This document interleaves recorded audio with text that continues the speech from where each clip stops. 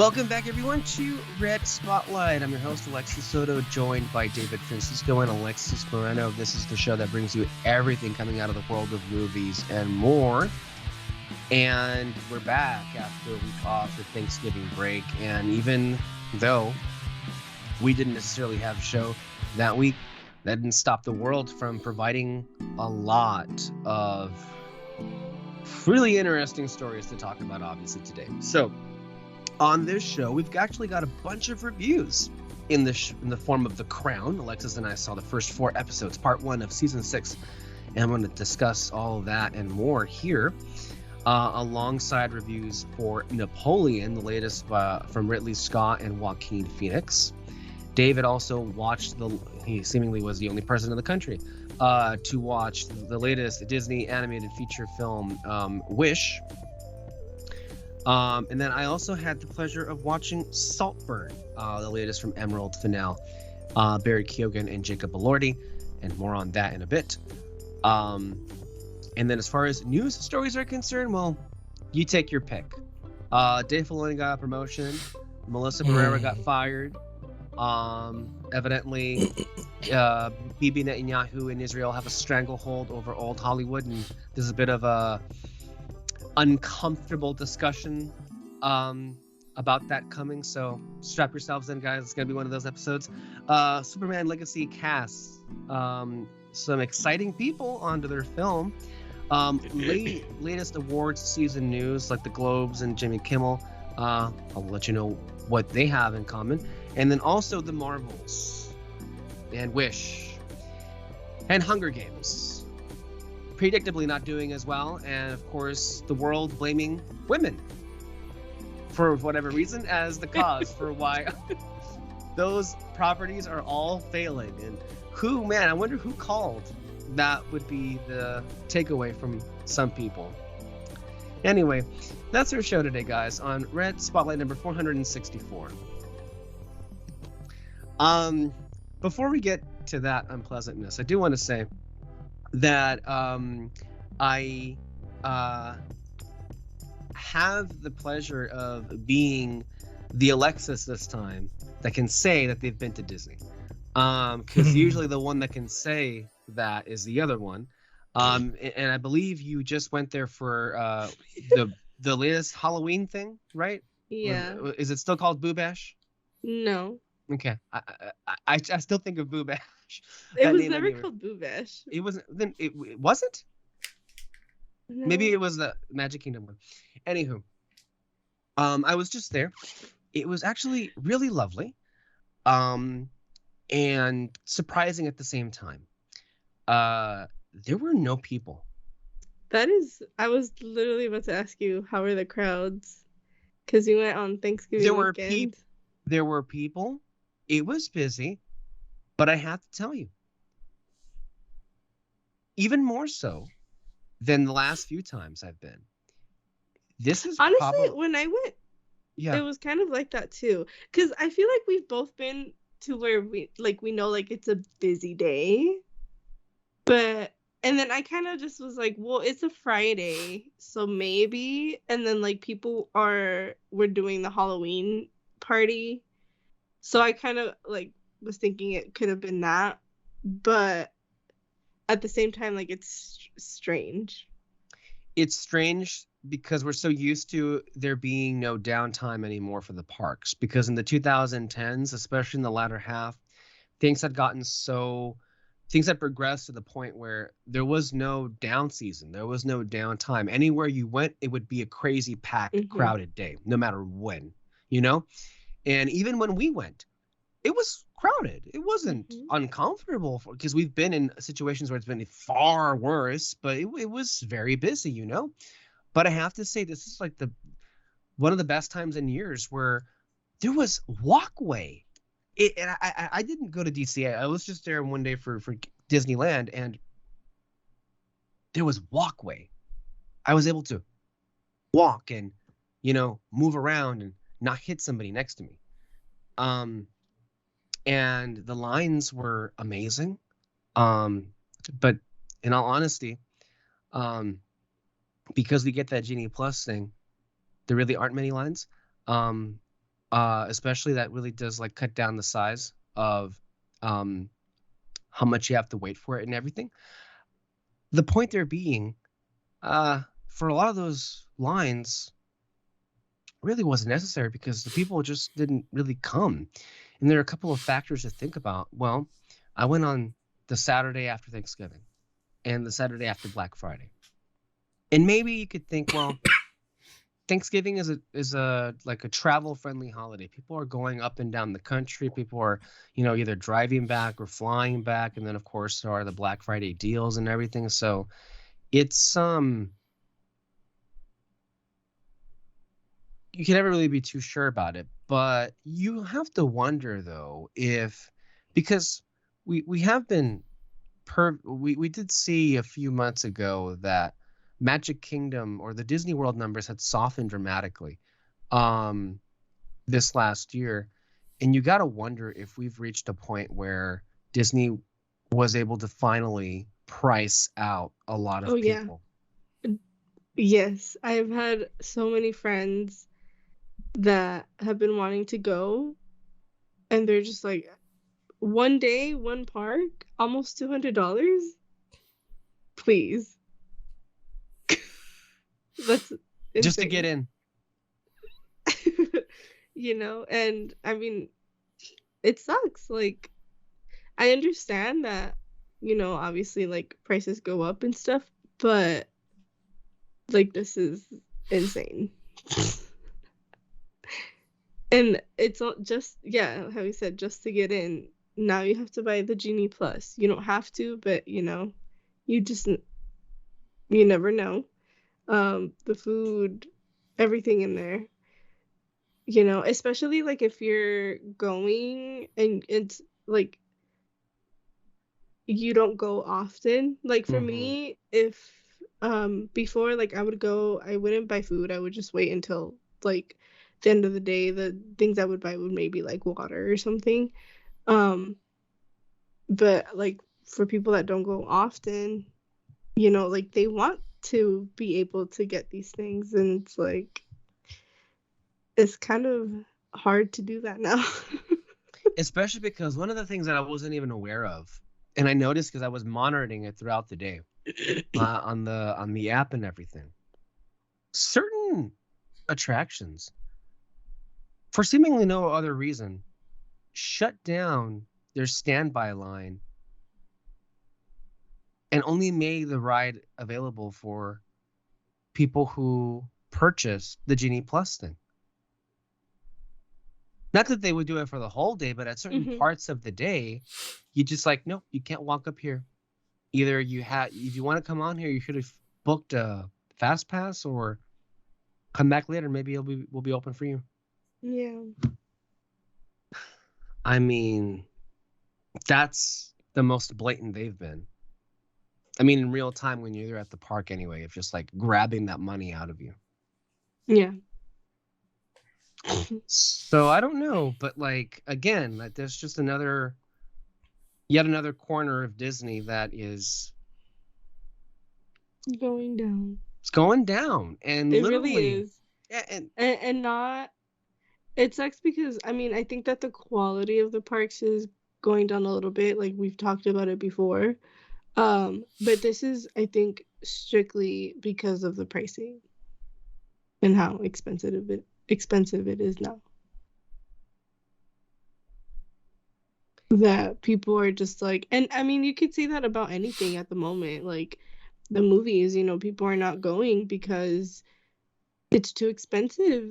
Groceries, gas, literally just the basic necessities. Yeah, the other day I freaked out because gas here was under $2, under $3, and I was like, oh, I gotta go.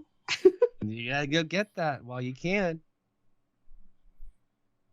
Yeah, I mean, to do anything now, in terms of how much prices have gone up, it's been a pain, and like for any little thing, like buying Halloween candy or buying Thanksgiving food. It's like Jesus freaking Christ, right? So just doing the basic things that you got to do is far more expensive than it used to be before this inflation and before COVID. So yeah, Disney doesn't seem to be a priority for a lot of families. Not that it should be, honestly, in any capacity, unless maybe the most they'll do is they'll pay for a Disney Plus subscription. And that's even. And that's it. That's even an if now. I've seen literally today. I've seen so many people being like, I canceled it because one, there's nothing on there that is worth the price that they're offering now, and like they're insane for charging us this much. My dad the other day, like we were talking about it, like they just upped the price for Hulu, and it's like, which is going away soon. Because Hulu is going to be combined now with Disney. Yeah. Didn't Bob Iger say a few weeks ago that they were going to, in the coming months, combine Disney Plus and Hulu into one service? It's just so. Does that mean yet another price increase when you just put them together? And how much is that going to be? So can you remind? Because I forget honestly, how much is Disney Plus right now? Oh, I have no idea. My dad's the one that sees it because it goes onto his card, but like we all send him money. I think we each pay about $100 or so for all the subscriptions that we have, and it's only 3 of us. So that's a lot of money. Yeah. Monthly? Yeah. So I don't know. It's just it's gonna get to the point where we either get rid of some or go back to cable, because I have my dad's friends are going back to antenna because they're like, this is crazy. I can't believe you just said that. That itself is crazy. That is crazy. That is also very interesting because we've been talking about this all year now, right? Like, what if streaming? I mean, we know streaming. We've been talking about this for years. Yes, but this is a different development because there are some who suspect that part of the strategy behind a lot of these companies in jacking up the prices and removing content is a bit of reverse psychology and making them implode on purpose. That way they don't have to spend as much to keep them running, and then maybe even in some ways, as best they can, push things back to the way they were. Because streaming broke the profit model for them, not just for movies, but then also for television. And the idea that people are like, well, we're going to have to reevaluate our options here if this is how much they're charging for it. Like, that's what's going to have to happen because, I mean, Disney Plus, I think, raised its prices at least 2 times already this year. They're going to do it again earlier on in the year. It's like new year, new price, basically how they roll. And then basically no new content whatsoever. And people who are canceling it are right. There is no reason to keep it. Why? Disney fans especially, right? Like, presumably many of those Disney fans were already collecting Disney movies for years and years and years. If you really want to watch one of them, and if you didn't throw away that Blu-ray or DVD player, you could just stick it in, basically, right? Like this past week, I ended up getting the Cinderella 4K that was available, and it looks very nice. It looked very, very nice. So, and that in and of itself is also something that is, in a weird way, in this in-between zone, because, and Peter and I have discussed this off screen about like how much of a haste decision it seems like now for Best Buy to just like pull the plug entirely, because if you've been looking at the news, thank God for Christopher Nolan. And I never thought I'd say these words on this show, but him pushing the physical release of this movie so unbelievably hard to the point where it is sold out, at least the 4K version of this movie, Oppenheimer. Yeah, I was looking at people's posts, and because it tells you on there like how many people have purchased it. I mean, good for him. Good for him, and it's good for. It's a great moment to remind a lot of these distributors that there still remains a market for discs at home, and it also makes you wonder how much more money could be made off of this market of physical media releases if studios had bothered to push the release as hard as not just Christopher Nolan does, but also James Cameron. Those two especially push hard their physical media releases of their films. And yes, they're big names. They have their fans. They were always going to grab them no matter what. But it makes a difference when there is a concentrated campaign of sorts in the press.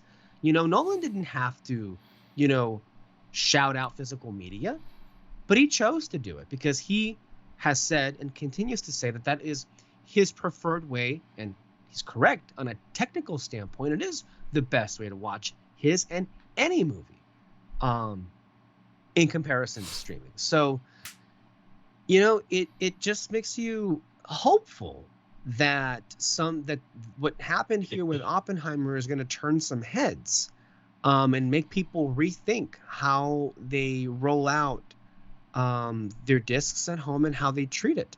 And Disney themselves can learn so many things from their competitors, but they always just refuse to.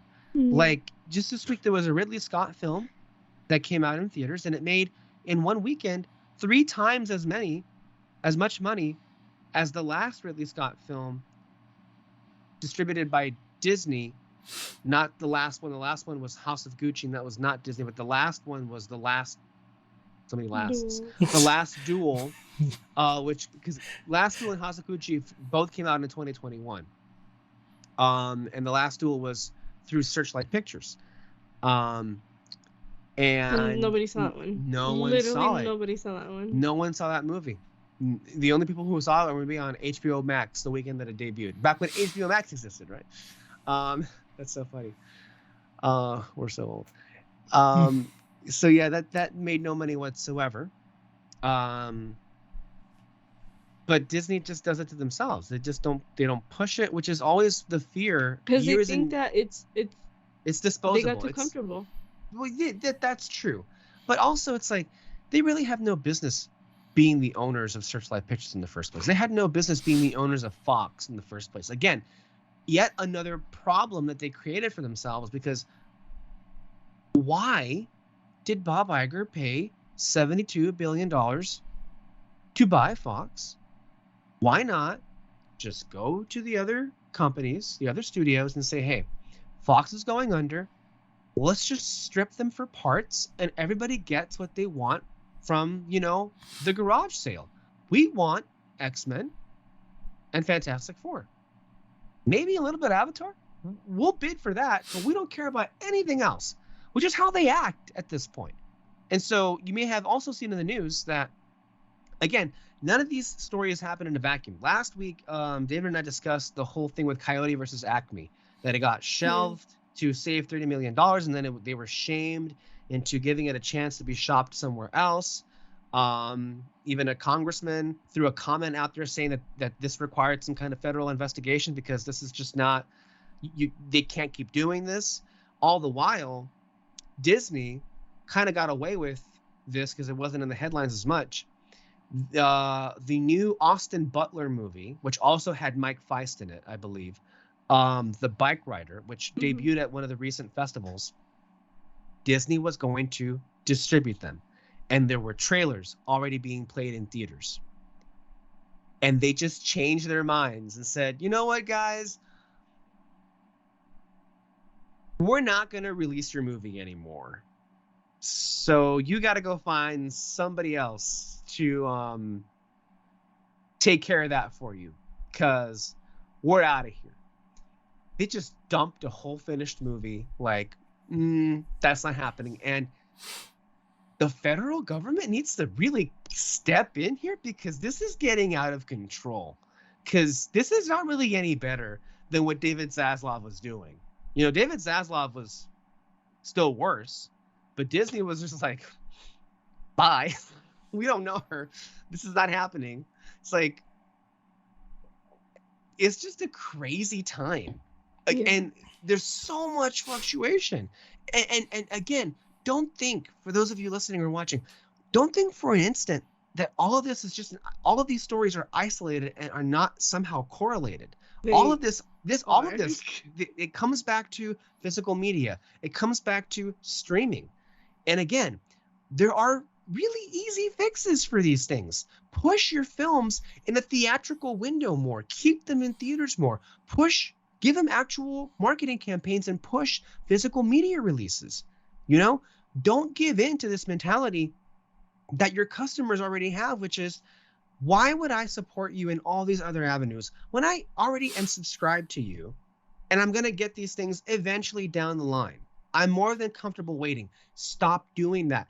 So like right now, yes, Wish isn't doing that great. We know why ultimately it's not doing that great.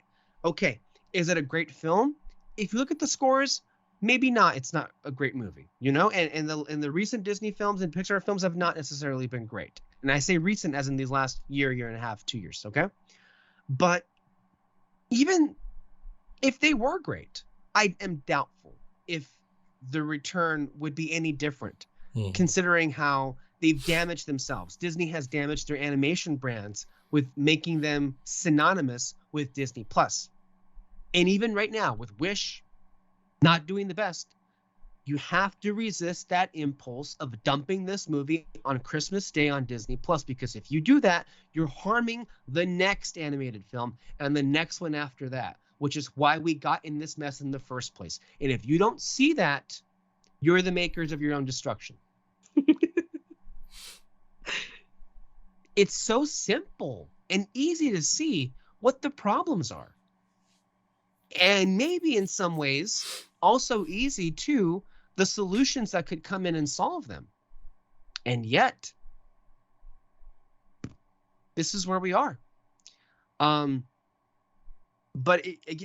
again, so many interesting things.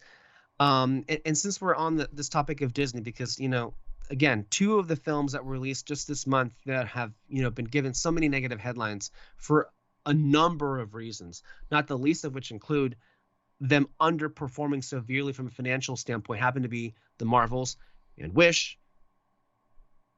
And Disney here again, it's like, and it's official because they have no more movies left to release this year. This is the single worst year Disney has had, maybe than I can remember. Guardians of the Galaxy Volume 3, the only film, and I'm just speaking here from a financial standpoint, the only runaway hit they released the whole year. Everything else, disaster, disappointment. Which, not surprising though, we've been calling it the whole year. Things are changing, people are tired, attitudes are changing. In retrospect, none of this is surprising. And we've been saying all year long what the reasons are for each of these things underperforming. Not that they all don't have something in common, they do, but they all have their own little things that contributed to them going under that honestly we've been kind of calling out for many years now. But where I wanted to start off with today in this, which is something that we left off with 2 weeks ago, the 3 of us here talking about, you know, the controversy surrounding people like Rachel Zegler, and also Brie Larson. And this whole idea that even some people in the press were jumping on this bandwagon of all people, just blaming the women involved for why these projects were going to fail or have failed. And there's a lot to say.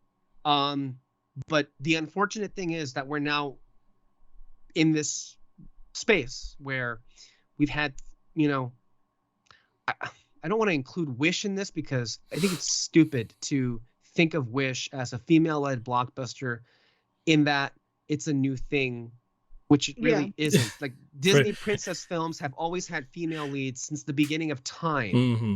And the idea that it's somehow literally that what made the company. Exactly. So I don't understand the complete buffoonery of people who think that this like exists in the same like genre or space as like Hunger Games, which itself was a female-led franchise from its inception, or even the Marvels. You know, there's no shortage of stupidity going on around here. David, you wanted to say something? I was gonna say, like, haven't like the last couple of Disney movies have had female leads. Like I'm just thinking of this one, Encanto. This one's Pixar, but Elemental had a female lead basically, and so it's like, you can't put Wish into this category. The very first animated film ever made had a female lead. Yeah, that's what I'm saying. It made the company, so it's just talking about this is just so brain rotting because of those realities, because we know they're just so full of shit, and it doesn't take that much thinking to just go through it. But let's tackle these one at a time. The Rachel Zegler thing, we talked about what people have an issue with her, but I think the film isn't necessarily a runaway hit, but it's far from a disaster when you look like into the details. The film made a little bit the same, or I forget what the actual number was, in the first opening weekend as the Marvels did, but there was a big difference. The Hunger Games movie had a budget of $100 million. That's a big difference. Where because the Marvels had over $200 million budget. Also, it was able to make as much money based off the name Hunger Games alone, with no returning cast members from the films that made that franchise name what it was all those years ago. None of them came back. As far as I'm concerned, I mean, Rachel in a way should be happy because this is the highest opening weekend she's had for sure. Yeah. And it's seemingly a one-off prequel. Lionsgate clearly made this because they needed to make money. And while this isn't what I guess their highest hopes were, this is far from a disaster. Mm-hmm. And yet somehow we want to lump this in the same conversation as Marvels and Wish. Gee, I wonder what they have in common. I wonder what could be driving people to be wanting to lump them in together. I wonder what kind of person they would want to attack. It's also like, I feel like because just of everything that's going on and what has been going on in the last couple of years, I feel like I don't think movies are going to make as much money as they did before 2020. Mm-hmm. And I think this is like the new normal, which is not even the new normal. It's just going back to normal. Yeah. And like movie studios also have to realize, like, okay, obviously, like, it's like they need to figure out their budgeting more, because that is so much money to spend on a movie. It's too much money to spend on a movie. But it's like there's so many factors. It's what you said. Movies are not making as much anymore because COVID changed everything. That is sure. And I think right now, to me, 2023 has been the closest year to what normal used to look like before COVID. 21 and 22, not really, which is why we saw so many films just be bombs and disasters, among other reasons, for sure. I also want to say, of course, with a lot of these properties, streaming has damaged their value in the box office. But I would think that we also can't ignore the huge successes that have happened post-COVID. Avatar, The Way of Water made over $2 billion. Yeah. Top Gun Maverick made $1 billion. Barbie, Barbenheimer Barbenheimer and Super Mario Brothers. Mm-hmm.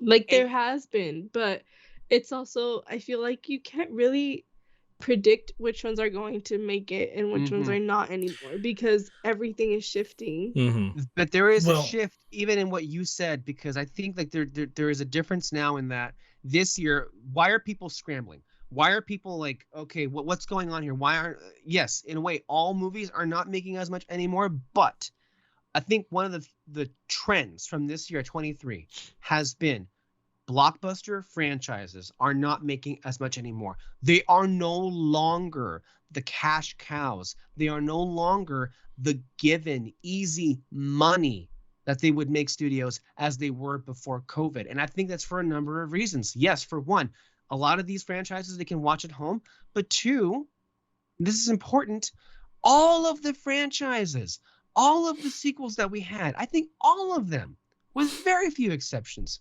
came from names and faces and places that people had already visited so many times in the previous 10 years. People are done. People are sick. People want something new, which is why look at what happened with Barbenheimer.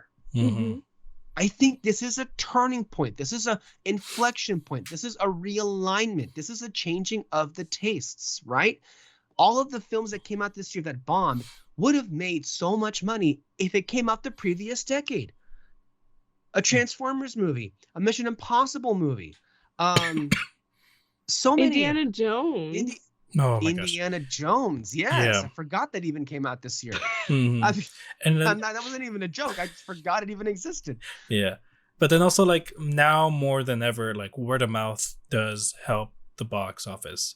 I mean, people don't want to waste their time. Yeah. People don't want to waste their money. People are being so picky about what they, choose to spend time with, that, like, yeah, Top Gun Maverick made its billion because of word of mouth. People were kind of were like, "This is an incredible." I would also say Avatar. Also Avatar, word of mouth. for sure. $2 billion after coming out of how many years since the first movie? So many years. No one thought that movie would actually get made, and then it came out and it was $2 billion. Yeah. What? James Cameron. It's like, yeah. And then Super Mario and Barbenheimer, those were just, I mean, for Barbenheimer for sure. Barbenheimer was definitely word of mouth and just whatever. That one was just more so the happened on the internet. That one was more so the phenomenon. But like either way though, Barbenheimer and Super Mario, I can remember for Top Gun Maverick, but for those three movies, it took about 3 weeks for it to make its $1 billion. Like pretty much it took that long for it. And so for every other movie, you need to make it that long, especially when it's not getting good reviews or something. You got to leave it there longer so you can make just a little bit more money. And that's what happened with Elemental. It didn't make $1 billion or anything, but like horrible opening weekend. It was going up against The Flash, which word of mouth got that it was a shitty movie. But then word of mouth got that Elemental was better, and it just skyrocketed, Yeah. Like shitty now, word of mouth was the least of the Flash's problems. Let's be honest. No, yeah, for sure. But like, still, people are, reviews are more important. Like now more than ever, people do. Like I said, the people don't want to waste their time. They don't want to waste their money, and it's why still, I still see some theaters full when I see the classic movies, that they show in theaters. I would not be surprised. In 2 weeks, I think. Was it the Studio Ghibli movie? That shit's gonna be full. Everyone The Boy and the Heron. The Boy and the Heron. Yeah, that one's gonna be full. I just know it for sure. In 2 weeks? Oh my god, it's gonna. I was gonna tell you they're showing Spirited Away in 2 weeks here. Ooh. Double feature. I would love that. I'm just happy, and I did see the showtimes. They're actually going to be playing that movie here where I live. Nice. Boy and the Heron. So. Oh, Boy and the Heron. Yeah, I don't got to drive far away to go see that. I can actually That's very surprising. It is, but also to be fair though, they have been playing Ghibli Fest here all year long, all the movies. Nice. So I guess that does make sense. Mm-hmm. And then, I mean, I don't know which one's coming up. I got a feeling maybe Wonka might do good. I look never heard as far as but... real quick on movies in December. there were many of them that'll look very interesting. Wonka, The Color Purple. Hey, I, for the first time ever, like earlier, actually like last week, I saw the trailer for Aquaman. And I dug it. I'm like, okay, I'll go watch that. But I'm open to it because I, for one, enjoyed the first Aquaman movie. I happen to really get a kick out of Momoa as Aquaman. He's hilarious. But also, I also just feel bad. I love James Wan. I just, again, another person just caught in this shitstorm because this is going to be I feel like this is already going to be a funeral. This release, because the tracking isn't looking good because, well, again, look, the overall discussion, right? Like, okay, the general thing, reasons for why films overall aren't doing, and blockbuster films. Well, there's a lot of reasons why blockbuster films aren't doing that well anymore, right? For one, studios need to like reevaluate how much money they spent to make all of these ones, because if they had only, I don't know, budgeted, in a kind of fiscally responsible way, they wouldn't be in the situation they are where they're losing hundreds of millions of dollars. That's just the reality of it. Instead, a lot of these films were made in an era where you just got a blank check. And and the thing is this, we keep saying this every week, but how was there an environment at Disney where they just like had blinders on and allowed Kevin Feige many times to spend hundreds of millions of dollars to make a project, and then him going, uh-oh, I guess it's not that good. We got to do it all over again and hire new writers and shoot the whole thing from scratch. That's happened like, 5 times now in just this year?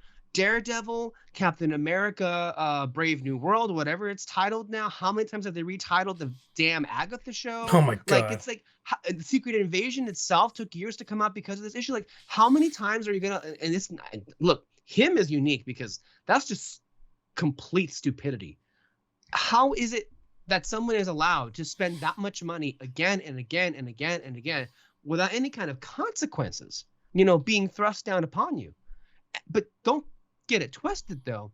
That kind of mentality seems to have gone through all the studios, right? Because that's how do you explain this rampant spending that's going on? And this is the year where things have just come crashing down for all of them. It's not just the Disney problem, it's all of them. They spent too much money to make these things, and they overestimated how much interest there was with how many sequels, how many prequels, how many spin-offs. There was a spin-off of John Wick on some streaming service. Did anybody care to see that? I don't think so. There was a new Transformers movie out this year. Oh yeah. How long has that franchise been just like wrung dry at this point?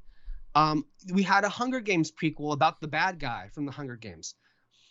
Don't know if anyone really cared. I'm sorry. And people went out and saw it, and some enjoyed it. Good for them. And I'm happy for the people whose career this is going to improve. But still, a lot of the films that we got this year are like, people are done with this shtick. We're done. And Peter is right when he says that it used to be the goal was for any franchise, 3 movies, tops, you're done, on to the next thing. Now, everybody wants to Marvel everything and just go on this endless extended universe. Like just this last week, one of the things that I had written down here, or maybe I didn't, but I forgot to write down here, but Frozen 3 and Frozen 4 are going to be part 1 and part 2 of a overarching story. And I'm like, first of all, this whole nostalgia thing that Disney thinks is going to be going for them, this year proved it alone. It ain't going to work for you. The Little Mermaid failing to reach $1 billion should have shown that to you. But then you greenlit a Moana, a Tangled, a Frozen live action remake. Okay, sure. And then you're going to do Frozen 3 and Frozen 4 and Toy Story 5. Stop. Stop. You're risking imploding everything with those things, because what faith would you have in that? I'll give you Frozen, because that seemingly is like a cash cow no matter what. I don't know how they're going to do what they're going to do. And if they come out and if they're good, fine. But still, the appetite of people, like, who knows how well or not Inside Out 2 is going to be. I'm sure it's going to be one of the films that makes money, because there is a lot of interest in it because the first film was great.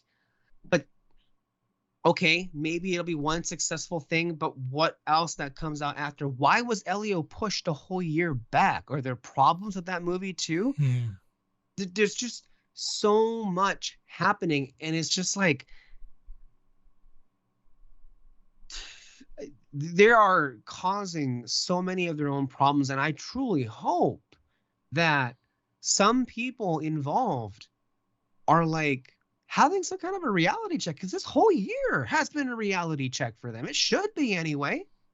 The idea that nobody saw Ahsoka, that should be a reality check. And yet Lucasfilm was like, let's make that guy touch everything. Sorry, getting ahead of myself. Go ahead, Alexis. No, I just hope that they have a plan. They have a vision, because right now it just doesn't seem like they do. And I feel like we all are like very passionate about this because we we love movies, we love TV shows, we love these things. And clearly, like, it's something that many people do care about, but it's just like something is not working and they need to fix it fast. Like this whole thing, well, one of the things that's not working and not working fast and not going anywhere is the MCU. And like, oh God, like so much has happened even since the last time David and I talked about the Marvels. And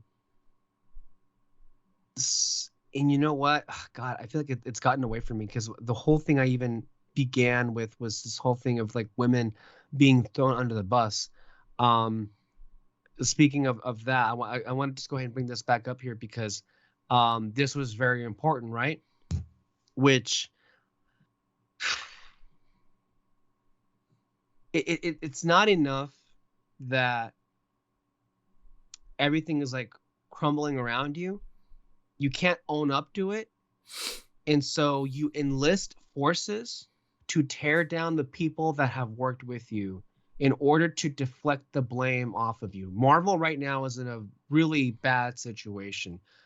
In the last couple of weeks, it's basically been assumed that they have decided, based on what happened with Loki, and based off of the fact that Avengers Kang Dynasty no longer has a writer or director, that the Kang character is being retired. They're moving away from him. They're reworking what those Avengers films are going to be.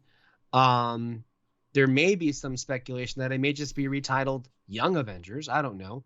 But there was also some rumors out there saying that Sam Raimi was being looked at to direct both of the next two Avengers films, which that's a great choice. It'd be even better if you just let him decide what the story would be and who the characters would be. Then I'd be really excited for it. But let's be real here. Let's remind ourselves who we're dealing with. That's not necessarily going to happen. But it's not great. And right now, the Marvels is going to be, if I'm not mistaken, the first ever MCU film to not cross $100 million at the domestic box office. It is going to be the first MCU film to not make back its budget. That is disastrous. And that is something any of us, I don't think, ever thought was a real possibility, where Marvel would be in that territory. But that's the kind of shit that happens. Remember a few months ago when Quantumania came out, it was a disaster and they fired Victoria Alonso? This is the kind of performance that Bob Iger threatened others with his whole accountability thing, that, he would bring the hammer down. Which, speaking of, has anyone heard from Jennifer Lee lately? Is she still living? So we'll see what happens there with Marvel. But the disgusting aspect that they chose to do, and let's not mince meat here. We know, even though it wasn't an official statement from Kevin Feige or higher ups at Marvel, We know where this story that I'm about to share with you, we know where it came from. It came from them. It came from their representatives that they were sourced and quoted in the story in Hollywood Reporter. That basically was a nothing story. It was just a list of grievances that some people on the project had, the Marvels project, had with Nia DaCosta, the director. And she herself, by the way, would also put director in quotation marks, air marks, was basically attacked in the most strange and random of ways. So the week after the box office numbers come back and it's a disaster, and we know what we just said to you, the story comes out and it basically accuses her of abandoning the movie by painting this idea that she refused to attend the studio lot screening of the film with the cast and crew, and instead chose to go to her own birthday party. And I find it funny how the people involved, either on the side of feeding the story to the reporters or the reporters themselves, it just makes it funny to me how they thought that people would be, if that were true, perturbed by that. Who wouldn't go to their own birthday party over a cast and crew screening? On the other hand, that's not the full truth, because if you read the whole of the story, it was revealed she wasn't invited. She wasn't told there was a screening happening. You know how she knew it was happening? Some of the cast and crew that went to her birthday party later after the screening had happened told her. And she was like, well, that would have been nice to know. So let me get this straight. She didn't know it was happening. And yet, there's this story out there with the headline that attacks her for skipping.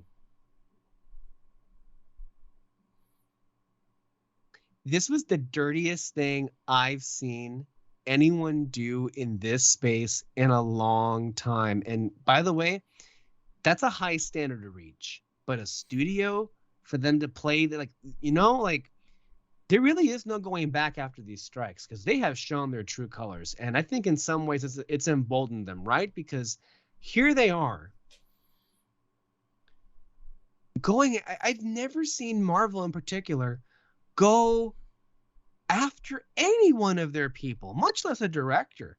But of course, is it just a sheer coincidence that it happens to be a female of color, a woman of color, that is getting this treatment? I mean, you can't make this shit up. Guys, how did you feel when you saw this? It's like, it's the most blatantly racist and sexist thing they've done.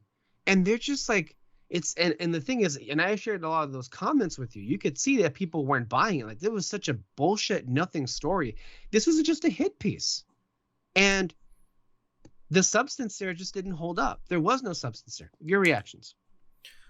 By the way, this comes off of a month where the people in the press are saying, are women not selling tickets? Are they the problem for why these films are not working? And yet here Marvel comes and says, you betcha, here's another reason why. And this also comes after a story in Variety a few weeks ago, which also was painting Nia DaCosta in a bad light for seemingly abandoning, quote unquote, her movie to go shoot something else. But again, the word movie, her movie, should have been in quotation marks too, because it really wasn't her movie. This was Kevin Feige's movie. This was Marvel's movie. And yet, throughout these last few weeks leading up to the release and the week after the release, here they come to tear her down. You guys. In the year of Barbie.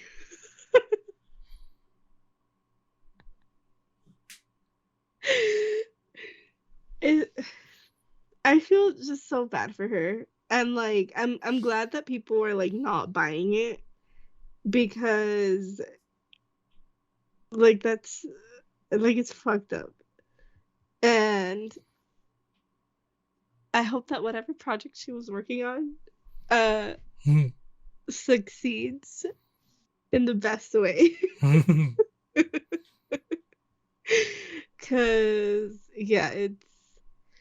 Can you just imagine being her right now? Like, just like, what the fuck, guys? Like, I would be so pissed. Like, hey, I went to bat with you. I knew what I was getting myself into. I wanted to work with you guys. And even as the movie was coming out, like, I think what happened, they got really butthurt by her comments a few months ago when she said, well, I'm working on a Marvel movie, guys. You know what this means. I'm not actually directing here. I think that was the moment they decided, you know what? Fuck this bitch. And I'm like, she just told, well, first of all, she told the truth. But there was nothing new in those comments. Everybody knows already. Everybody knows. And yet here they are, just like, well, you know what? We're pissed. We got to hit something.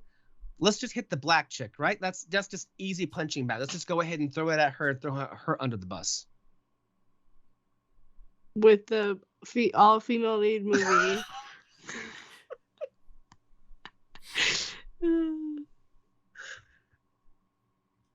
It's so ridiculous. It's cartoonish. You can't make this up. It's like, at no point did these people think this might make us look bad. A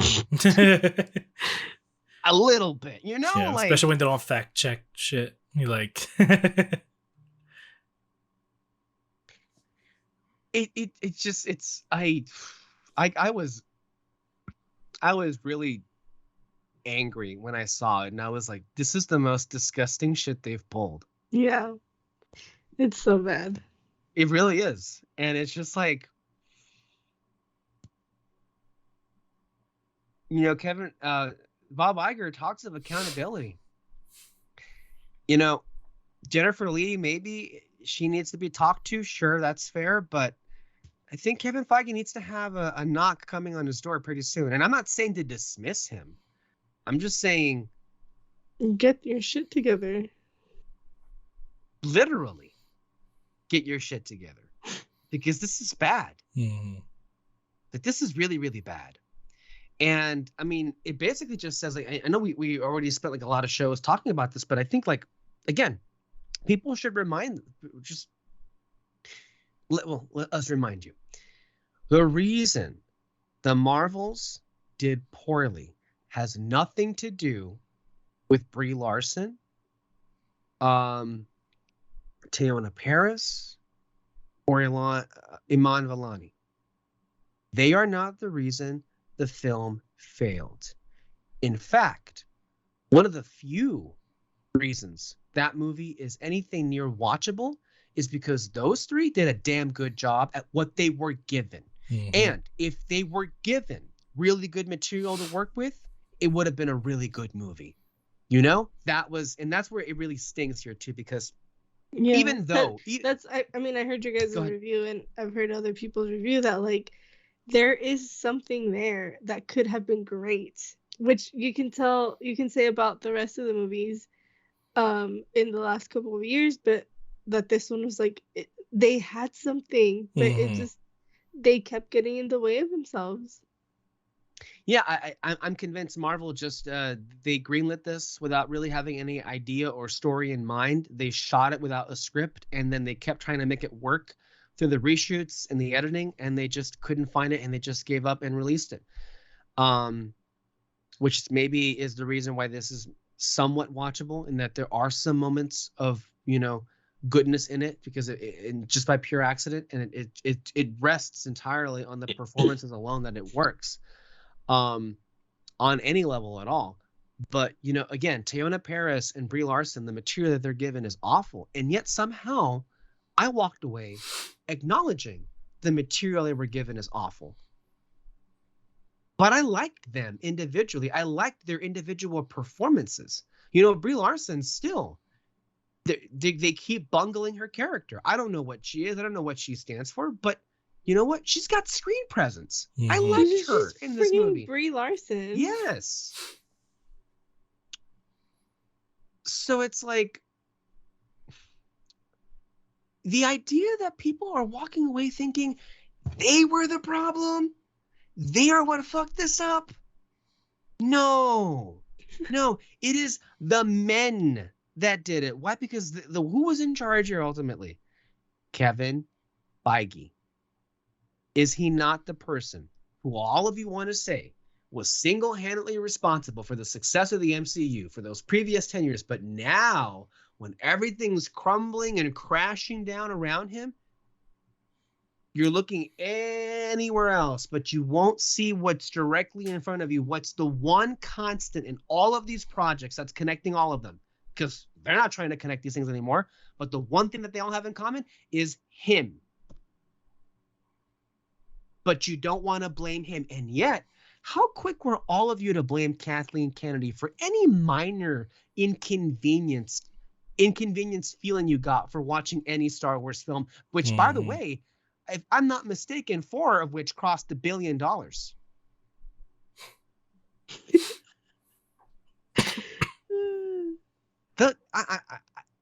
You can call me woke, you call me, an SJW, you haven't heard that in a while, right? But whatever, you call me whatever you want. It's like, it's the truth. You don't hear it when it comes to the males, right, who are in charge. They don't get it anywhere near as bad. But when if you happen to be a woman in power or a woman in charge, hell hath no fury than the fury of a bunch of white, entitled, middle-aged, but really nerds, a child or precious, just sensitive child at heart behind an X logo, I guess now. It's just so. I'm sorry, the hypocrisies are just. You can't ignore it anymore. You really can't. And again, like, look, even right now, how many people are calling for Jennifer Lee to be fired? But how many are calling for Kevin Feige to be fired? Sexism. You all watched Barbie. We know that. And again, a lot of you guys had complaints. It just didn't stick. And you wonder why. They didn't stick, yeah. But you wonder why their main complaint was, well, why didn't they give the Kens equal, justice? Or they didn't get justice. They got off scot-free. They weren't in prison. That was their reward. But they were like, yeah, let's go ahead and make our enslavers the same as we are.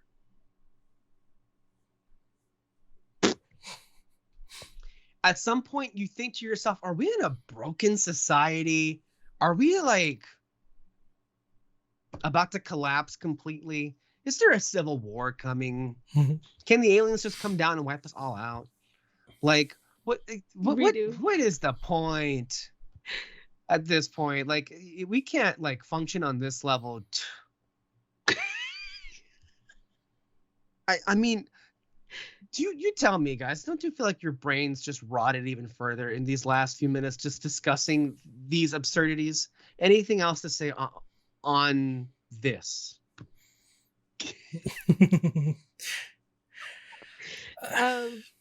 David, you haven't spoken. I know, sorry. No, I mean, it's always going to be ridiculous. It's always going to be stupid. And my thing, though, is, they want to blame the whole MCU stupid thing that they're pushing women to the forefront and all that. And here's the thing, though. They're arguing that it's them pushing women to the forefront of these movies, that they want to send a message that women are great and all that, blah, blah, blah. It's like, okay, what's going to happen when these movies are actually really, really good and the females are in the forefront? Are you still going to complain about that? That is your argument, though. That it's pushing women to the forefront, that these movies are bad. But when they're good, though, what's going to be your argument then? You can't say oh, see, we're getting good movies. They listened to us. They finally heard our complaints about blah. It's no, they didn't. They're just making good movies. That's all it is. And nobody fucking cared about your complaints about the whole MCU stupidity. I just feel like, it's so easy to see why the Marvels didn't do well. It didn't do well because it came out at the worst time possible. If this movie came out a year ago, it would have done much better. Mm-hmm. If it came out 2 years ago, it would have done a lot better than that. It is the law of diminishing returns. This movie came out at the exact moment a large amount of people had decided they were checked out. That was it. Either they saw Ant-Man and were like, I'm gone. Or they saw Secret Invasion or I'm out. Or they saw Loki and like, still though, I don't really care. Or they didn't even watch Loki because they don't care anymore. And here's the thing.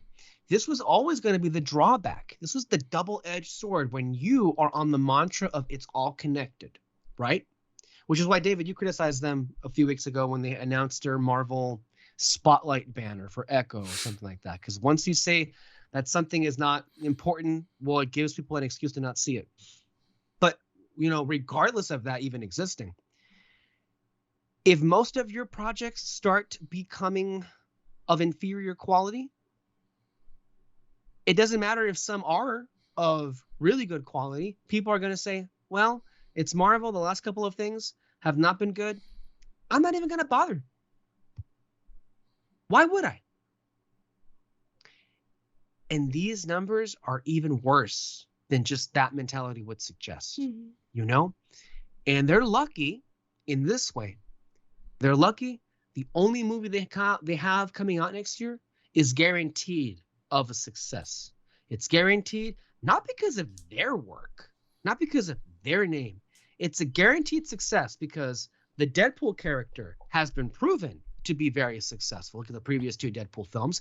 And it's going to bank heavily on the success of a whole bunch of X-Men movies they had no involvement in, but are absolutely going to, profit off of in the coming year.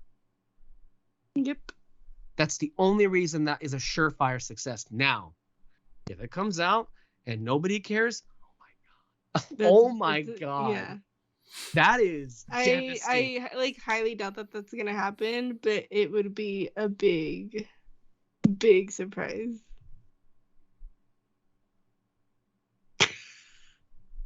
At that point, you're like, just I think Bob Iger would consider selling Marvel if that was the case. I don't seriously think that. Imagine, but it's like, that's wild.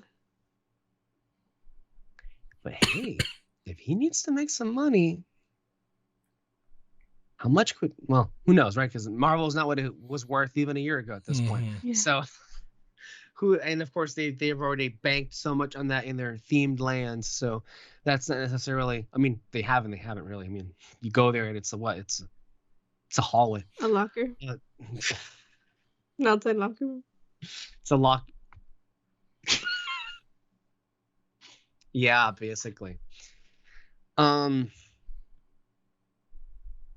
Yeah, but it's just so absolutely disingenuous and disgusting of people to just immediately jump to the assumption that the reason why this wasn't successful was because, directed by a woman, and it had women, and then they just want to go ahead and lump in, for whatever reason, Hunger Games and Wish as if they had anything to do with this.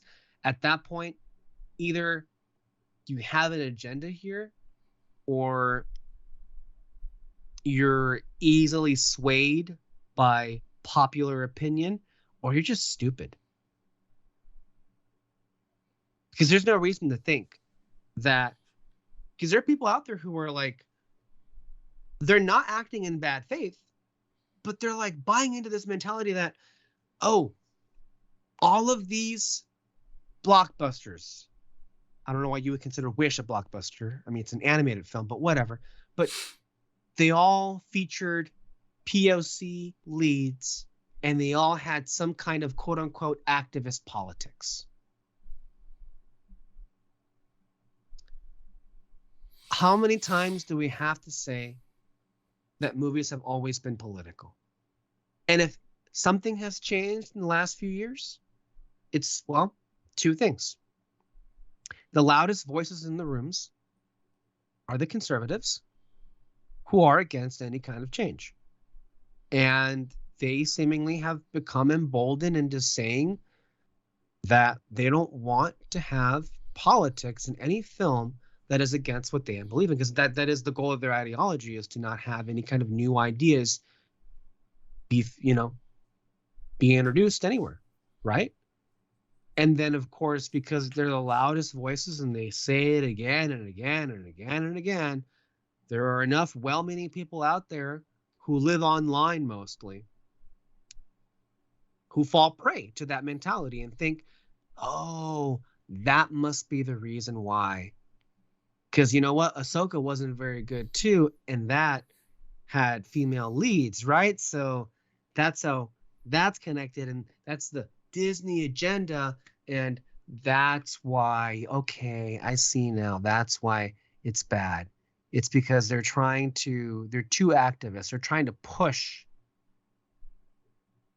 women on us.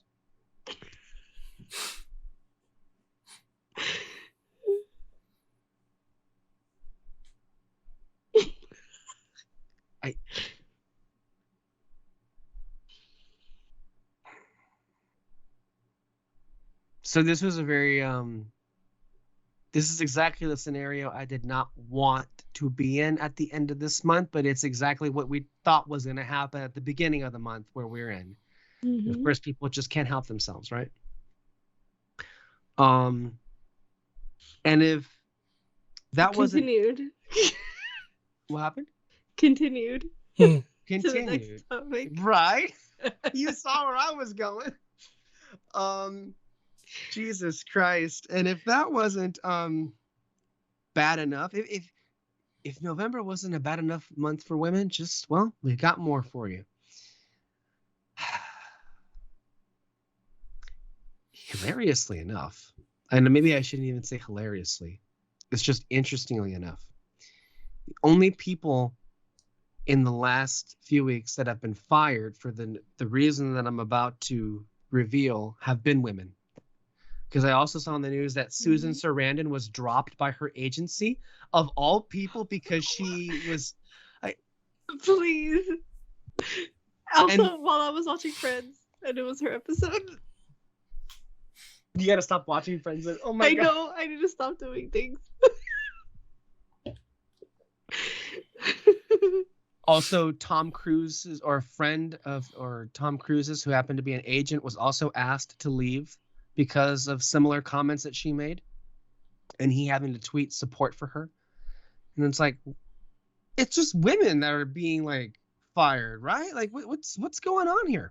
So what we're referring to, the very dramatic debacle that is Scream, and I believe it's, what's the name of the producing company? I forgot. Let me. Kyle said it. So I believe Scream is distributed by Universal, but they're not the ones. It's not the production company. I forgot. I literally just saw it too, but I can't remember. I'll look it up right here.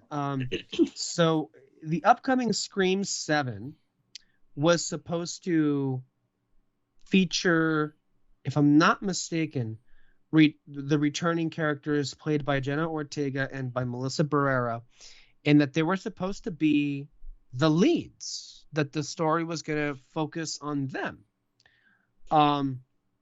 However, where we stand right now, that no longer seems to be the case, because why are there cat pictures here? I'm just looking back here, because the production company was very offended by something that Melissa Barrera had tweeted. Spyglass, that's the name. Spyglass is the name of the production company. And so Melissa Barrera, I believe, had tweeted pro-Palestinian comments. Now, I do want to qualify what that means, because this whole issue of Israel and Palestine is very sensitive and it is very touchy, and quite frankly, it has made some people go berserk in very different ways.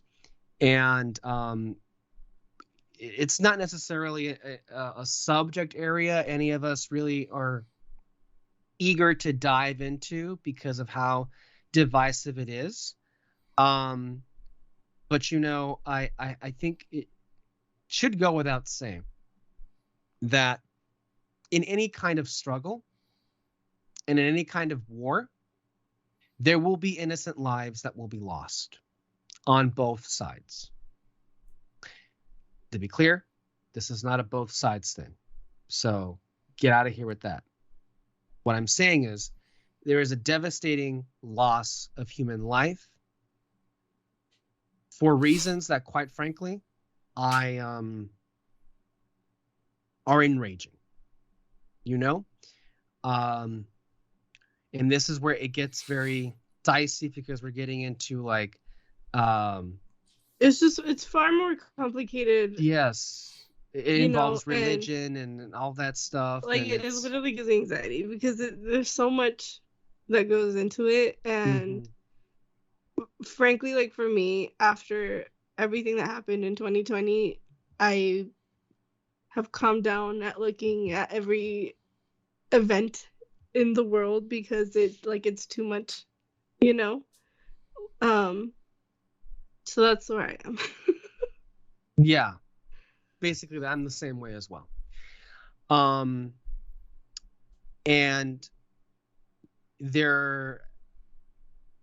I'm just surprised, but it shouldn't be a politically charged thing to say that there were innocent people in Palestine who have been bombed on and killed because a terrorist organization happens to run their country.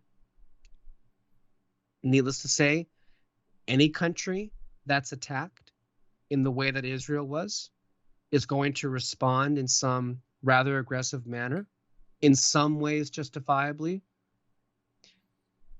However, what has transpired is a cultural divide among our generation and the people who are in power.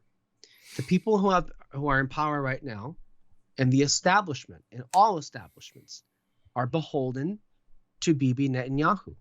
They are beholden to this idea that they should always be on Israel's side because that has been the politically safe thing to do for generations. Our generation is basically saying, fuck that shit. And the older in power generation are having a hard time with this because they're surprised that that norm is changing. You know? And as far as why people would be sympathetic toward Palestine, well, I don't know. It shouldn't be hard to empathize with people whose nation had been taken over by monsters. I wonder who can relate to that. And then having their actions, the monsters' actions, be responsible for death and destruction throughout the land. You know, some people want to say, well, those people elected them. Didn't we elect somebody who tried to remain in power by force and whose attempted insurrection resulted in death? Who is currently being investigated, which might bar him from being reelected? The parallels here are not hard to see, but for some reason, empathy is something that is no longer a common commodity. It shouldn't be hard to empathize with any people whose country is being bombed. It doesn't matter what the fucking reason is. If your country is being bombed, your people are dying. And that, terrifying. It's terrifying. And from a humanitarian standpoint, that should sadden you. You shouldn't, I feel, be going of it. Well, those people deserved it. They deserve to be bombed on. Who are you to say that? You know, it's just in war and in all wars, it very rarely happens to be the leadership that ends up being decimated. It's always us, just the normal people who are their pawns, who end up, you know, bearing the brunt, right? Like, was it the Japanese leadership that was targeted, speaking of Oppenheimer, in World War II? No. Yeah, exactly. They targeted the people who had nothing basically to do with that whole thing. So this actress here was, had a very aggressive tweet because she was enraged at, the disparity in coverage, the hypocrisy of the media coverage, and just the idea of somebody tweeting something out and saying that she was, praying or feeling sad for the Palestinian victims. And then what does Spyglass do? They fire her ass, saying that she was, and accusing her of being anti-Semitic. That is crazy. Did you guys read what she said? Not the whole thing. Do you know what she said? I know, like, the comment that because she compared Gaza being treated like a concentration camp. And that is, I guess, what they said no to.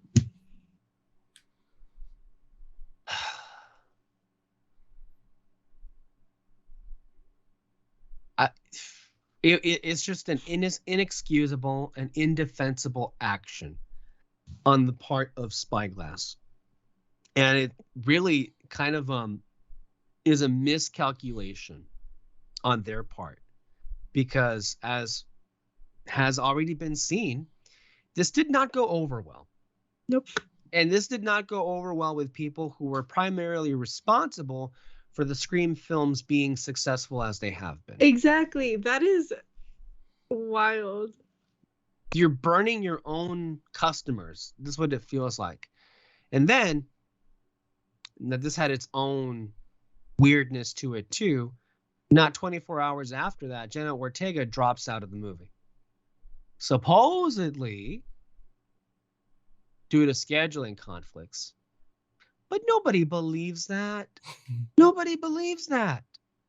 You just so happened to announce that a day after your co-star was fired. I think it was her lead co-star too. Mm-hmm. Yeah.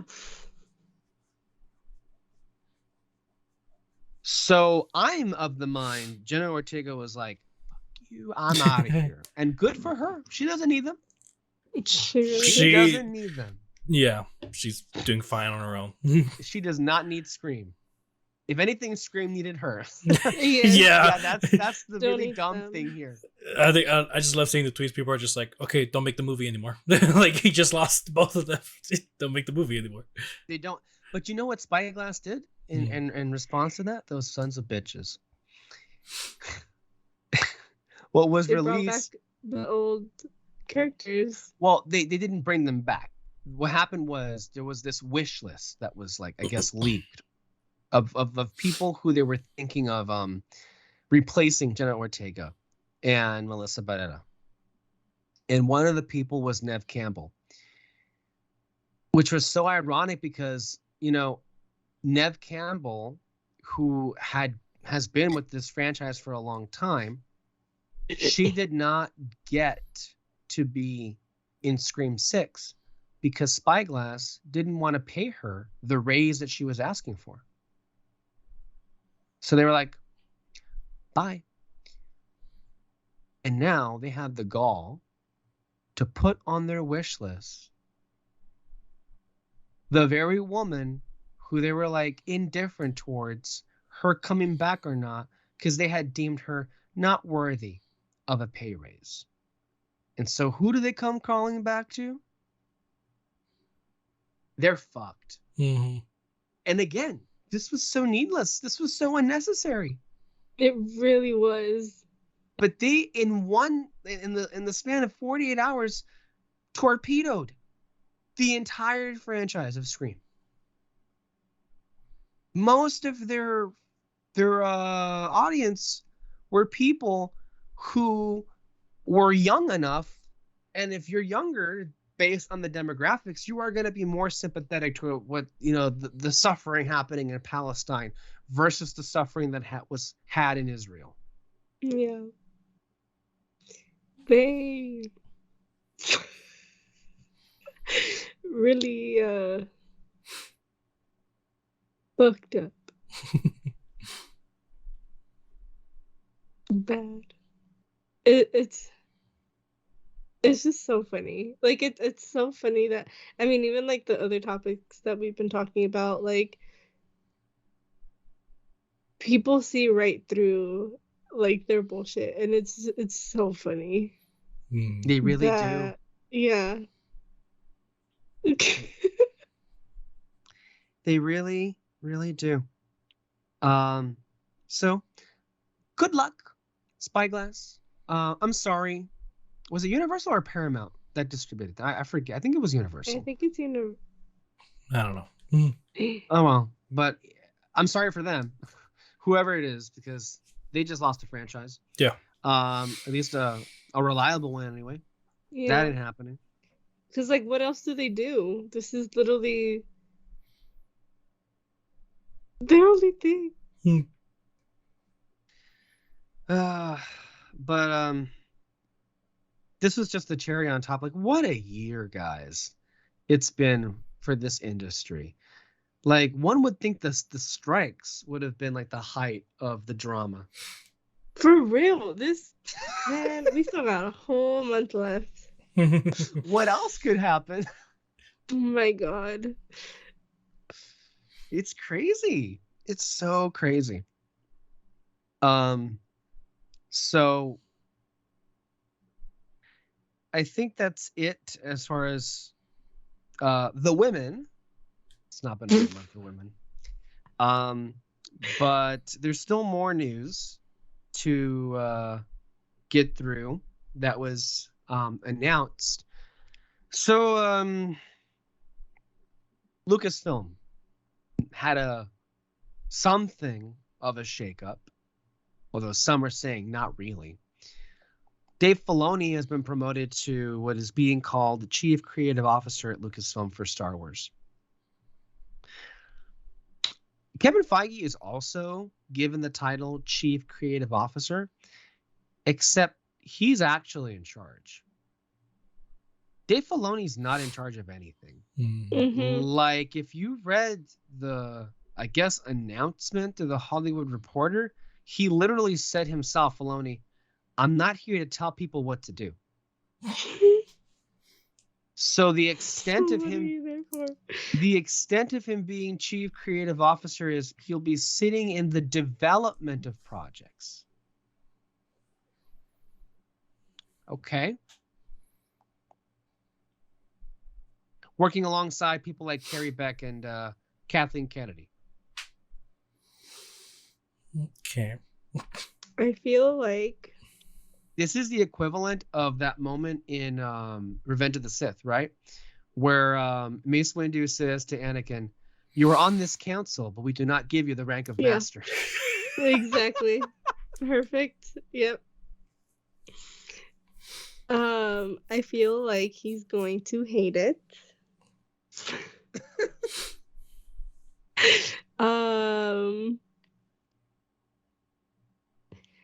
Because regardless of like what we think of the shows and stuff that they have been releasing, like I genuinely think that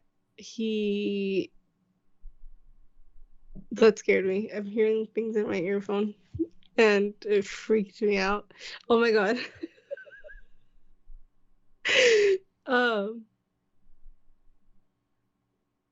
Like he works best when he's like creative and stuff, but like he just needs like the right team to do it, you know what I mean? Mm-hmm. And I just don't think that it's going to work. I don't know. I mean, I hope it does, obviously, but I don't know. Something seems off about it. I kind of lost hope on with the Ahsoka show because like that was all him, you know, like, and that's his character. Like he should know more than anyone where to take this character, and we saw nothing. Like, and so when you put him in charge, I'm just like, I can't be excited about it. I would have been maybe like in the beginning of this whole Disney Plus shows and all that. I would have been like, okay, that's cool. You know, he'll be working side by side with others. He'll kind of lead them to the right direction. Maybe he'll bring back Clone Wars though. Maybe he can lead those other writers into the right direction of like where to take these characters. But like, if he couldn't do that with his own character, I don't have any hope with him being in charge. What if he brings back just the animation stuff? Because before, like, I don't think it was him that canceled it. True. Right? Mm-hmm. I mean, if he does, there's got to be some animation project always happening at this point, I feel. But didn't they? I would hope they laid off. I believe they also closed some part of their visual effects arm, but they didn't get rid of all of them. But it was a big loss, for sure. Honestly, I don't know what this changes. I do want to. You said it a couple of times, David. I do want to stress, he's not in charge. Yeah, he's being brought in to help. Mm-hmm. He's being brought in to help with the as an advisor. That's it. Kathleen Kennedy is still top dog there.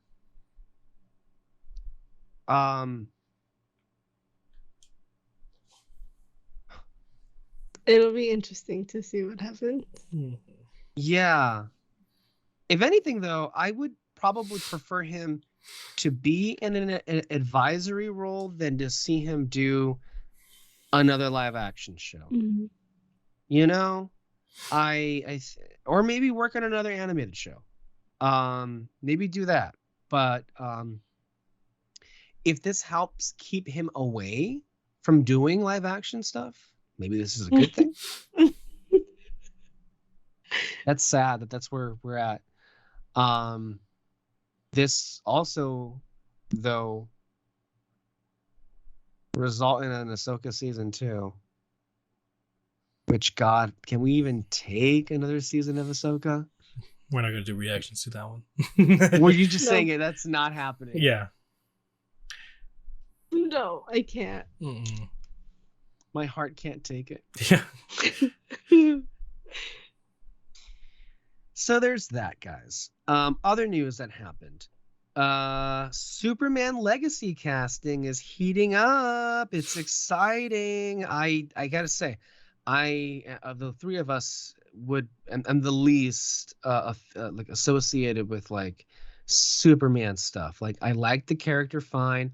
I mostly am familiar with like the animated series, like from Justice League animated series. I like that version. Unfortunately, I'm really familiar with the Zack Snyder version, which I do not like at all. I do like the Christopher Reeve version, which of course I've seen Superman and Superman 2, which are great. Go watch them if you haven't seen them. In their movies, not in The Flash.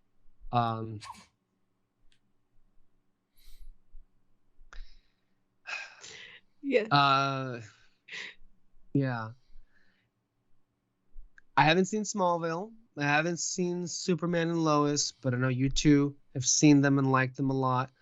I'm just, and look, I like the idea of what a Superman movie can be, but I also like the idea of what a Superman movie can be with James Gunn. Because I have full and complete faith in him basically doing whatever he wants these days. Because he don't miss. Now, he may have said some questionable stuff about like other projects, but he didn't make those, did he? So I'm not. He was obligated. There's that too. Him making this movie, I mean, I shouldn't say I don't care, but I'm not as interested about anything else DC except this thing, right? And we were here a couple months back saying that are you okay? What the fuck was that? She hit her elbow. Oh no.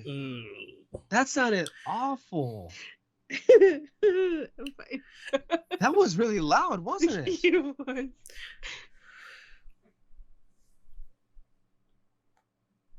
Are you okay? Yeah, I'm good. Okay. Continue. Well, anyway, a few months back, we were really raving over the casting of Miss Maisel. It's Rachel Brosnahan, and we were also excited over David Cornsweet as the leads, basically here as Superman and Lois.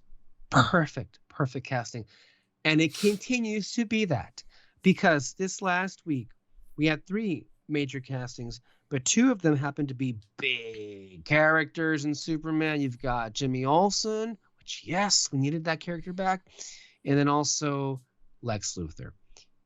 So as Jimmy Olsen, you have Skylar Gisondo, who has been in a lot of smaller movies. He's been in movies like Licorice Pizza and Booksmart, if you remember. But he looks the part perfectly. It's like, I see it, I buy it, I'm sold. And then someone who has been waiting a long time for a part this good, Nicholas Hoult as Lex Luthor. So he's for sure Lex Luthor? I always just heard that was just rumors that he was. Well, do you know what? I consider it as good as done, but I guess to be fair though, and thank you for reminding me, the characterization is in talks. Okay. There are conversations happening. It's not a rumor, it's real. They're talking. He's looking into the role, but I think the general understanding is it's more likely than not going to happen. Okay. At least how I took it. So I love this. Yeah. You too. I'm so excited. Nicholas Hoult, perfect. He's honestly great in anything. Like, I've 0 complaints about his acting. So I'm very excited about this. Also, the guy playing Jimmy Olsen, he's perfect. Like, just he's every character he's played in every other movie, that's basically Jimmy Olsen. And I mean, Rachel and the guy who's playing Superman. I'm so excited. I love, to be honest, I love TV Superman like way more than any movie Superman, whether it's the animated one or Smallville or Superman and Lois and stuff. But I'm so excited. I'm so excited. No, for sure. It's been a while since I've been like this wowed by casting announcements. Mainly because we haven't gotten many of them lately because of what's been going on. Yeah. But still, this is like, at this point, the most hyped I've been for a superhero movie in a long time. So, yeah, I can't wait to see it. I wish it was coming out next year, but they haven't even started shooting yet. So no, I know. That's the sad thing about it. Anyway, other things here to get to, as far as like where we are with the awards race and awards season. The Color Purple had a huge debut, and the reactions have been raving. And many people hadn't seen it up until this last week, but apparently the movie is really good. And I think people had been suspecting because of the roles, but people like Fantasia Barrino, Danielle Brooks, and Taraji P. Henson are the ones who are being thrown out there for potential nominees. Danielle, just get arrested? Who? Oh no, that was somebody else. Somebody got arrested this morning, but I can't remember who it was. But I thought it was her. But no, I don't think it's her. Okay. Well, anyway, Danielle Brooks is somebody who I am excited to see, and she's the one that's being talked about as the one that could win for Best Supporting Actress. Again, she should thank Lily Gladstone for getting out of her way, because it's a much easier race to win now. But Danielle Brooks, for those who do not know her, she was one of the original characters on Orange Is the New Black, and she also was in Peacemaker. She played Viola Davis's daughter. Mm. And so here she is in a musical performance, a musical dramatic performance. Tiffany Haddish. Yeah, that's no. That's not. Wrong one. It's the wrong one. Anyway, I'm excited to see this movie for her, but also to see this retelling of it. I don't know, have any of you seen the 1985 movie, The Color Purple, directed by Steven Spielberg? If you get the chance to, it would be nice that when the movie comes out, we can like do a review of the new movie. But if you have the knowledge of the old movie, because it'll be different in that this one's a musical. That old one is not a musical. It's just an adaptation. Well, because this one is based off the Broadway show. Yes. It's similar to what they're doing with Mean Girls. It's based off of the Broadway show.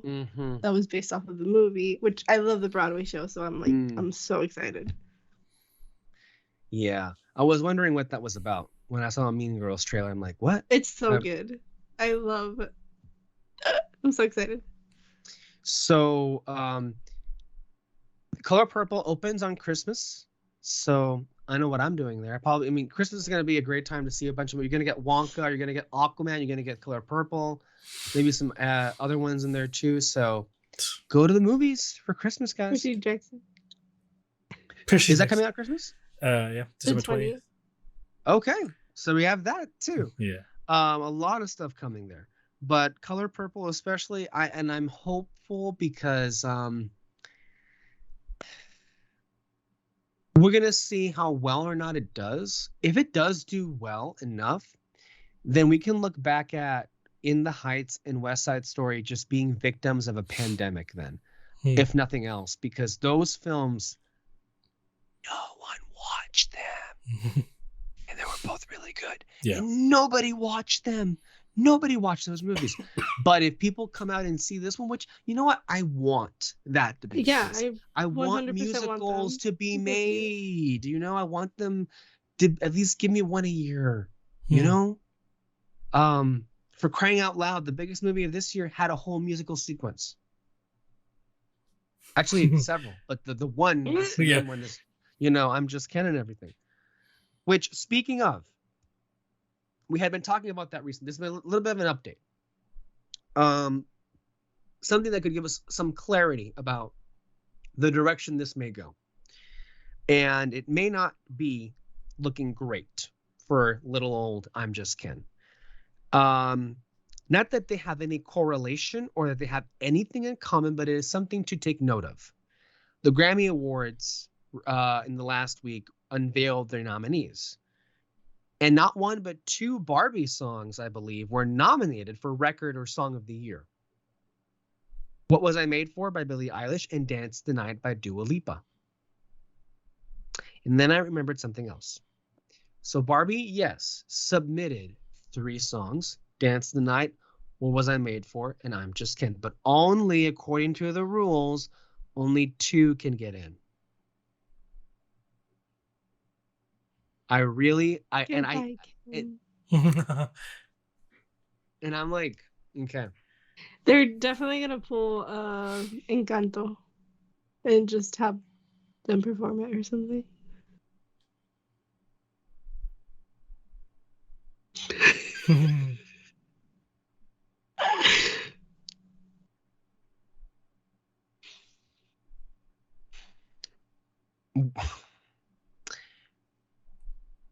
What Was I Made For is looking like not just for sure gonna get nominated. It's looking like, considering what we know about the kind of songs that this Oscars branch likes to award, considering the movie that it's attached to and how big of a hit it is, it's looking like that Billie Eilish song might end up being the winner, because I also wrote down here that aside from being nominated for Record and Song of the Year, What Was I Made For itself was nominated for 11 Grammys. God damn. Yeah. Now, again, no correlation between the voting bodies. They're not at all the same people, but the Oscars are a fickle group where if your name is in the news and if they see you're doing well, they want to be seen as following the trajectory of those whose careers are going well. They do not want to be seen awarding people who are, let's just say, involved in projects that are not what they deem to be Oscar worthy. Let nobody forget that the reason Eddie Murphy did not win his Academy Award for Dreamgirls was because in the same year, Norbit came out. And the Academy would not dare. Now, I say this with, I don't hate Norbit. We all know what it is. I think it's very good for what it is. We all know what Norbit is. And this was a long time ago. But I use this as an example of anecdotes that I've heard from people who are experts in saying that the year that Eddie Murphy was going to win, he was considered the frontrunner for Best Supporting Actor in Dreamgirls. That Norbit movie came out, and the Oscar people were like, we can't be seen giving him an Academy Award. Sad. And yet, what does Bradley Cooper do with that? He says he'd do Hangover 4 in an instant. Do you want your Oscar or don't you? Because some people were saying, like, some people just this month, because of how good he is in Maestro. I haven't seen it. I'm looking forward to seeing it. But people are raving his performance. They're thinking he could take it away from Cillian Murphy. I'm not there yet because I haven't seen the movie to actually judge for myself. But don't say shit like that if you actually want to win, considering who you're dealing with. So all of this is to say, What Was I Made For would be shocking if it didn't get nominated for Best Original Song. And at this point, it has to be considered a frontrunner. And it's going to be a crazy category because we're going to get songs submitted in from The Color Purple is going to have a new song. The Wish songs are going to get submitted in for. The Wonka, I didn't know Wonka was going to have songs. Wonka? Timothy Chalamet is going to be doing those. I don't think it's going to get nominated, but It's yeah. also an NSYNC song that is totally up their alley from the Trolls movie. Oh. She gotta watch that. The Rachel Zegler songs from the Hunger Games movie that just came out. It's been a big year for songs and movies. But that just makes it like, oh. And it would be even more embarrassing if Wish was given the indignity of not getting a single song nominated for Best Original Song.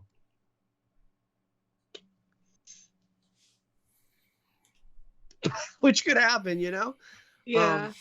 There's a big by the way, possibility. No one has talked about this. The Super Mario song? You know what? Fuck that. I was going to say, you know what else has better songs in it? Across the Spider-Verse has much better songs that should be in consideration for that. But will it be nominated? No. Dude, I mean, at least for, what was it, Am I Dreaming? It should be nominated. At the very least. Holy shit. That beginning is so fucking good. I wish there was a category for best soundtrack because it got great. It would be like Across the Spider-Verse versus Barbies. Those are two amazing soundtracks. Like that itself was kind of brought back this year as a bit of an art form. Even soundtracks that just have like, you know, old music but are like really good soundtracks to movies, that should have something there. But that's just me. But it's gonna be the most competitive, like an interesting song race in the Oscars the whole it's Oscars, ever I think been. is gonna be it's gonna be a fun one. It really is, especially because things are heating up in ways that we couldn't have imagined. And speaking of things being hot and getting people bothered and everything, what was going on with the Saltburn press junkets with Barry Keoghan and Jacob Elordi seemingly unable to keep their hands off of each other everywhere they went? It was like you couldn't ask for better publicity than this. And they of course, I know people say this like as if like I see what you're doing. Yeah, they know what they're doing. They're creating buzz and attention for not just themselves, but for their movie and their project.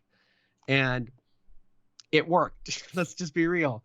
It worked. I mean, the photos of them with their hands on their faces or hugging, or even that moment in one of the interviews where Jacob Elordi, because he's so freakishly tall compared to Barry. That picture of like both of them sitting down, and he looks so tiny, and Jacob Elordi looks ginormous. I love that. The cup moment where he goes down and gets his coffee for Barry and just kind of pets him. It's just like, this is the stuff. I think, did they kiss at one point? I want to say in one of the I think on the cheek, or yeah, I think they did. I'm just so happy that well, because when did Priscilla come out? Did it come out before or after the like strikes? 2 or 3 weeks before? No. Priscilla just came out. Okay. Like this last I'm happy that he chose to do press for this one. Oh, you mean after the strikes? No, I think they just missed it. The Priscilla must have, yeah, that's why. So yeah, I'm happy we get I'm happy we get press tours back again with the actors, because we've missed them, you know. I'm so sad that we missed the Blue Beetle one. Oh yeah, that would have been fun. Oh man, that sucks for them. And honestly, does that whole situation. I know. I felt so bad, like when everything was like done, and he like put out all the videos that he could have, like the behind the scenes stuff, his statement of the movie coming out. Like, I just felt so bad. And now it's like it didn't even happen. Yeah, which is sad. But it's just a really clever way to really get people to not just pay attention to them, but also the movie that they're attached to, which is playing in theaters right now, by the way, Saltburn, directed by Emerald Fennell. And for those who are not aware, Emerald Fennell is an Academy Award-winning director. Well, she didn't win for directing, but she won for writing her previous film, Promising Young Woman, which, by the way, she is apparently a divisive figure, because I went online this week, as one does. People are tearing her apart. Not everybody. This Saltburn, like Promising Young Woman, is divisive. There are many people who are like, yes, and then others who are like, this is awful, empty, vapid, stupid. And you know, I don't know what it is, but I'm getting the sense that Emerald Fennell, who, by the way, for those who may not remember, played fabulously Camilla Parker Bowles on The Crown in seasons I think 3 and 4, I believe. Just putting that out there, because we're going for The Crown in a few minutes, so stay tuned. Emerald Fennell, I think, is one of those filmmakers who either you're on her wavelength or you're not. Because I had a really positive reaction to Promising Young Woman. Peter did not. Although I think Peter is an exception, because from what I'm seeing online is, if you did not like Promising Young Woman, likely you're not going to like Saltburn. However, Peter did not like Promising Young Woman, but he did like Saltburn. In fact, Peter's words were that Saltburn had the bite. It had the edge that he felt was missing from Promising Young Woman. Alexis, did you ever watch Promising Young Woman? No. Okay. Are you going to watch Saltburn? Yes. Okay. I'm going to watch both of them. I am so excited for Saltburn. I kept trying to go this weekend, but it just didn't happen. But I'm so excited. So thankfully, Peter was available to do anything. So we had something of a double feature. Usually these weeks we have double features. In 21, what did we watch? We watched Encanto and House of Gucci. That's funny. In 22, it was Fabelmans and Glass Onion. And then this year was Napoleon, which we'll also discuss in a bit, and Saltburn. Very interesting double features. For sure. Saltburn is a delicious movie. It is just so much fun in maybe the way you're expecting it to be, but now again, I've yet to revisit it. I do want to go see it again. I do want to say some of the criticisms I feel are fair. At the same time, though, because some of the criticisms are like, oh, it's empty, it's vapid, or it's just style on display for the sake of style. By the way, I hate to keep saying this. Now, there are many people who are intentionally acting in good faith, and I do not mean that I don't want to be seen as saying that if you did not like Saltburn, you're sexist. That's not what I'm saying at all. But I have noticed that a lot of the problems people have with Saltburn are the same issues I had with The Killer, David Fincher's new movie. But they were like slobbering, like in love with it. You know, it's on Netflix now, the Michael Fassbender movie. David actually saw it. Yeah. And we talked about it on this show, and we came to the same conclusion. I think he enjoyed it more than I did. And look, The Killer is a brilliant film. It's a brilliant exercise in style. Mm-hmm. But Chrissy Lemire said it on Breakfast All Day that it was just a fun exercise in empty style. And I think you can say almost the same thing about Saltburn. But why is it that film is getting a lot more heat than The Killer is? Mm-hmm. If they have kind of the same quote unquote issues or problems. Now, I also want to put in this other asterisk saying that there are plenty of people who are not in that camp and who are saying that wasn't exactly the problem that they had with Saltburn, and that they wished it was, I guess, more invigorating, or I guess, I don't know. But for me, I thought it was simply the best time. It is primarily a dark comedy. Now, don't think comedy like Jennifer Lawrence or like, Cameron Diaz. I'm like, it's a dark comedy. Think of like The Menu.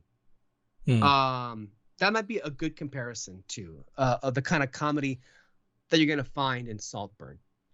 And you have an amazing cast, and you've got great performances by everybody, but three in particular.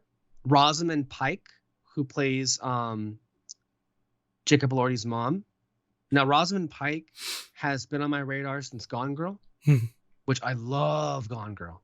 And she's amazing in this. She has some lines here that I'm still thinking about. Like, there was this moment where she says, I was a lesbian once. And then she goes, that's how the sentence starts. And then she goes off in that direction. And then she had a moment in this movie that made me think of the Queen reacting to Diana's death. Because in the movie, someone dies, a minor character dies, and it's just mentioned so casually, and Rosamund Pike says, of course, she'll do anything for attention.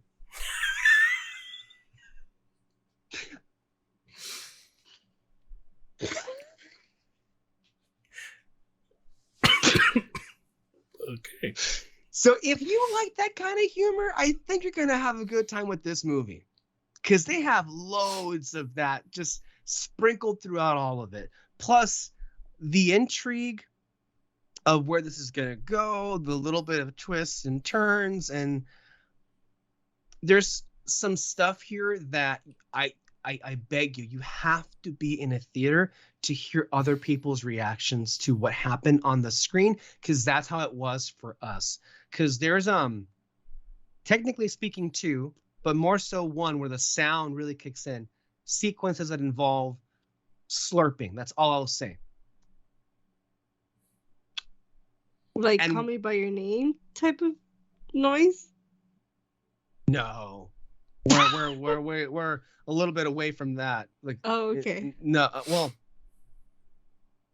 more than that. Not like way to the next level than that. Okay. And everybody at the same time in my theater, there's a moment that involves a bathtub. That's all I'm going to say. And everyone sees what's happening, and the sound kicks in, and everybody out loud, it was like maybe like 5, 6, 7 people in the theater. Everybody was like, ew, just like cringing and gross out of what was going on at the same time. It was perfection. That sequence and other things that happen all the way throughout. Jacob Elordi is fantastic. Of course he is. I haven't seen too much of his work, but he's really good. He's really good in this movie. But of course, the star is Barry, and I think this is his first leading movie, right? This is the first time that he's led. I think he said that on press tour. There's been many years of him being a supporting player in so many films, and by the way, stealing the show in many every of them. time. And every time he's been there. And it's a damn shame that the best actor race is too competitive, because he honestly should be considered just for the sheer bravery of what he puts out there. And by the way, when I say he puts it all out there, I mean that in every way you can think of. In so many ways. There was somebody, a reviewer, whose video I was watching, that said, I saw way more of Barry Keoghan in this movie than I ever thought I would. And he's not wrong. I'm so excited.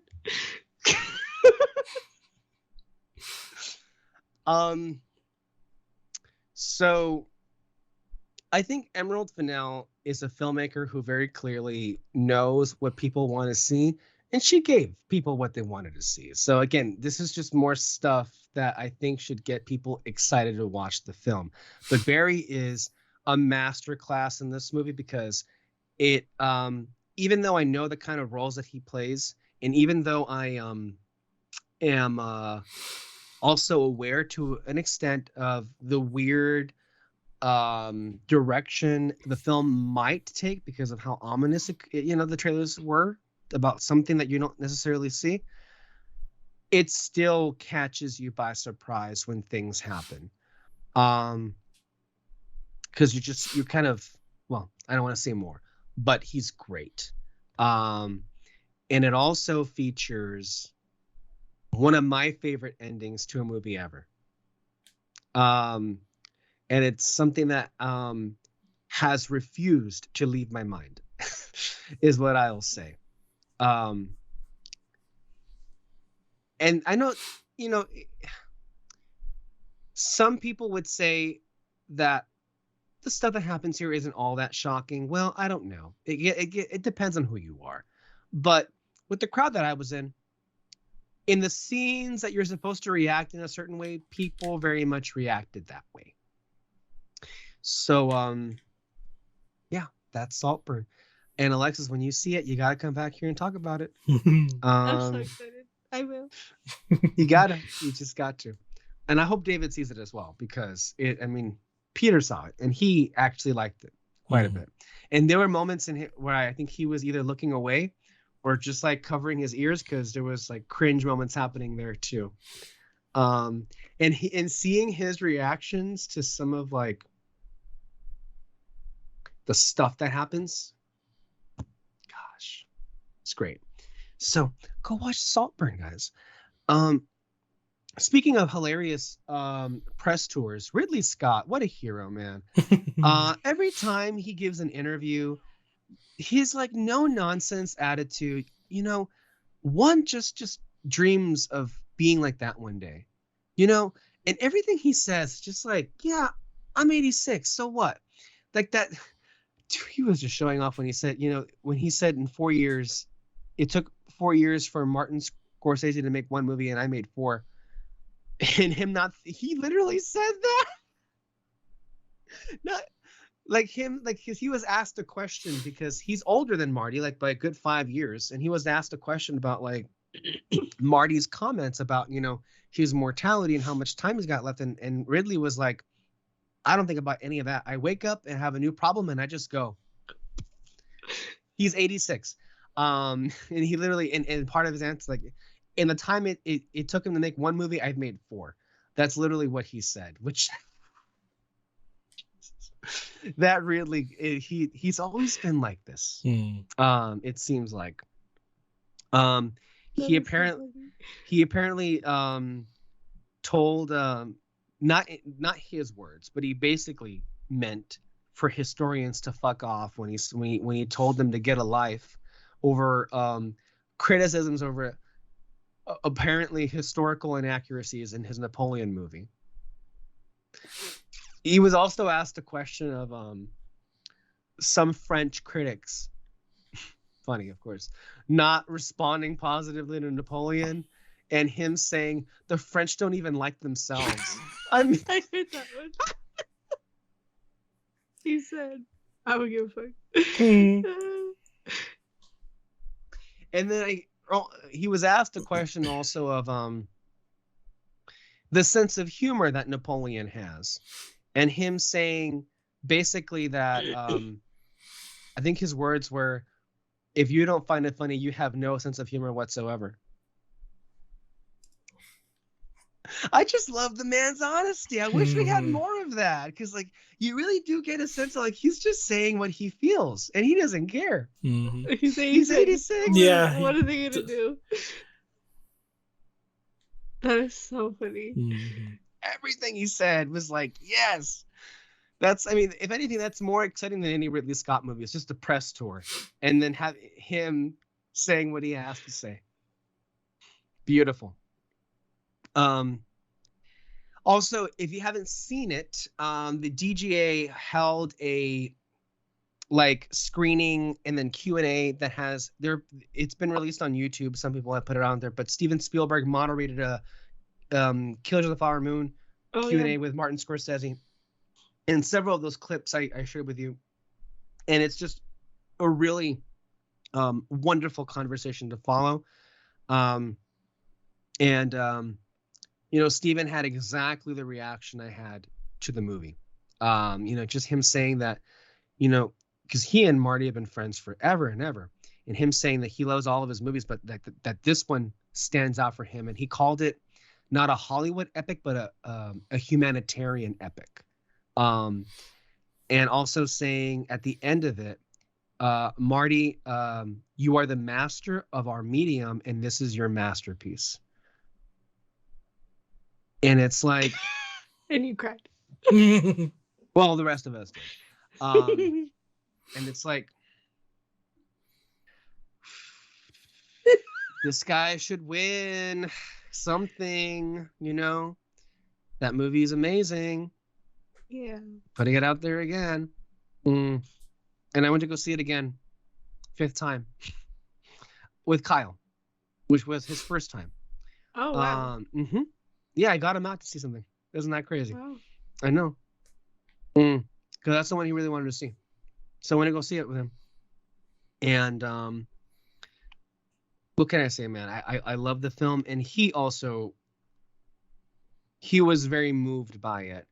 In the way that movies of that can move Kyle. He was very upset and pissed off because of the disgust that he was feeling over watching that movie. He said Jesus Christ so many times out loud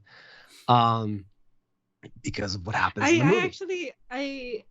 We have a cousin who, she goes and she watches movies. Her boyfriend is the one that watches the movies, and sometimes she'll go with him, sometimes she won't. But we met up with her, and she was like, "Oh, you know what?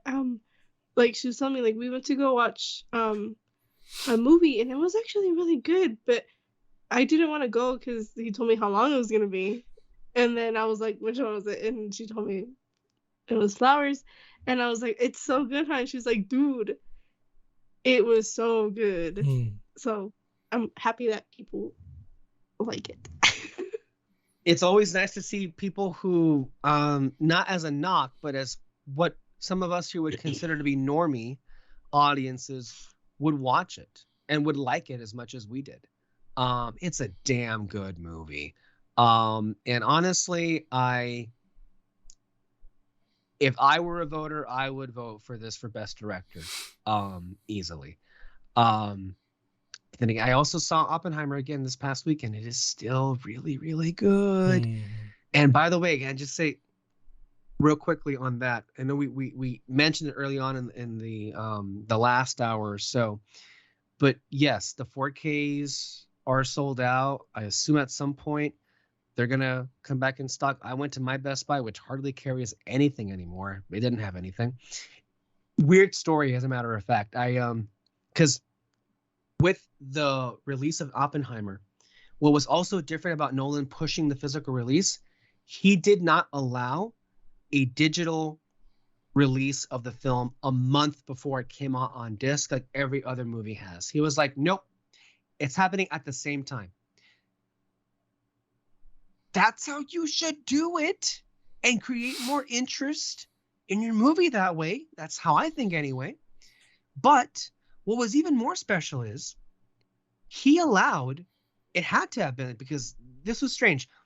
Tuesdays are usually the days where the discs are going on sale. But something interesting happened. They were actually on sale Monday, not Tuesday. And when I got the disc and I put in the digital code, when I redeemed it, it didn't let me press play. It didn't let me play the Oppenheimer movie that I purchased until it was Tuesday, even though I redeemed it.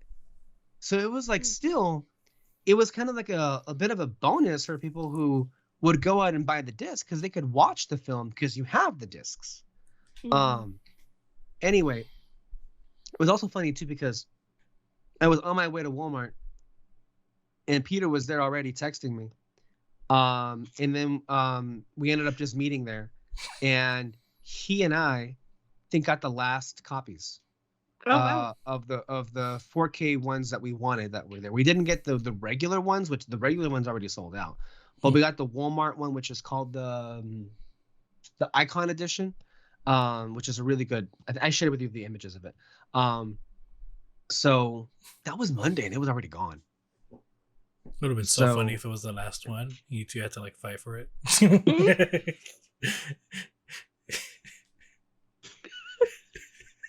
Thank you for that, David. I don't think there would have been a fight. I think Peter would have just walked away before I even got there. Not that I told him I was going to go there, but he had been texting me while I was already there, and then I arrived because, well, he actually asked if he should get it for me then and there because there was so few left, but then I just ended up walking in, and there at the same time we were like, and that's when I also got the Cinderella.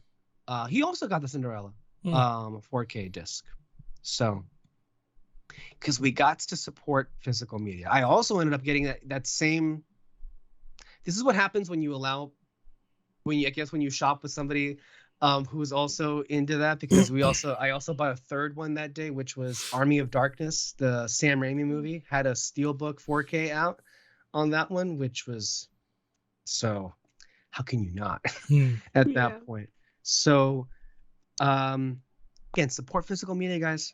And Oppenheimer's great, and it's getting a second life, obviously, with this release. It's in the news everywhere, so this is exactly what Nolan wants, but I'm not complaining when the focus is on physical media, and it didn't have to be. But I watched it here, and the picture is perfection. It is perfection, especially the scenes that are in black and white are like bread and butter, man. Bread and butter. So go out and get it. Are you guys planning on getting it? Probably. Someday. Like I someday. Said. I'll be back. When it comes back in stock. Yeah, basically, right? Anywho, moving alongside other news that broke. Jimmy Kimmel has been confirmed to return as host for the Oscars. Not the most exciting news in the world, but also, one, I'm glad to have a host. And two, I thought he improved considerably this last year than the last time that he hosted. I think, if memory serves correctly, he didn't allow the ceremony to be bogged down in too many, bullshit comedy routines or like bits involving celebrities. I think he just like dialed that back a lot. And if that continues to be the case for next year, you have no complaints from me. I think he's a perfectly fine person to be host of the Oscars. And he seems to be the only one that wants the job. So, yeah. Okay. Okay. Speaking of awards, we had mentioned a few weeks ago that it's been a turbulent time for the Golden Globes. The HFPA, the Hollywood Foreign Press Association, is no more. They were disbanded when Dick Clark Productions purchased the Golden Globes after NBC basically kicked them out earlier this year. And they had been searching for a home, preferably on network television, but they were looking everywhere. There were even articles that were saying that they were turned down by Netflix. They were turned down by Roku TV. Like even the CW said no. It's like it was looking pretty bad.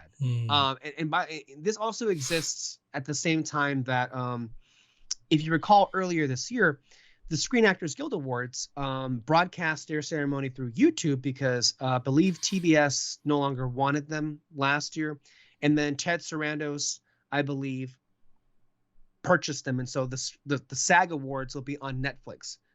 Hilariously enough, the very people who they were striking against is that's their platform that they're going to have the SAG Awards on next year. It's funny. So everyone was assuming that the Globes were just going to just do a YouTube stream because nobody wanted to get them. However, something happened that I think ended up being the best case scenario that they ever could have hoped for. So not only were they able to find a home, but they were able to find a home with a television network that has consistently been the number one network for like decades because all the old people watch it. CBS.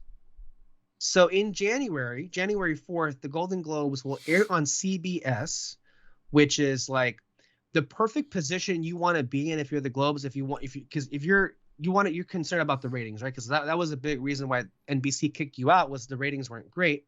Although to be fair, NBC didn't do them any favors by putting them on a Tuesday instead of a Sunday when they usually were. Also, they had to go. They were off for a year. Remember, they didn't air them for a year, which also pisses me off. I mean, there was a good reason why they were not aired because of the whole racist stuff and the scandal, sure. But it pissed me off because West Side Story won, but nobody saw it, so it doesn't really exist, which is so stupid. But anyway, they're coming back on CBS. There's been no host announced yet, but what is also going to be a big this is why I call it the best possible scenario, because they're going to get a big assist from NFL. There's going to be a football game apparently on that same night, and they're going to be the lead-in to the Golden Globes. So people who just have the TV on, keep it on after the game is over. That's going to be an added audience that might be interested in catching the show and everything. So I think that ended up working quite nicely. Mm-hmm.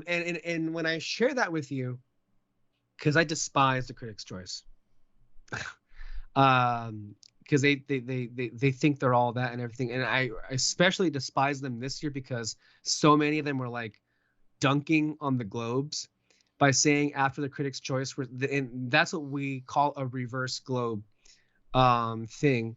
And by the way, why I said suck at Critics' Choice is because what network do they air on?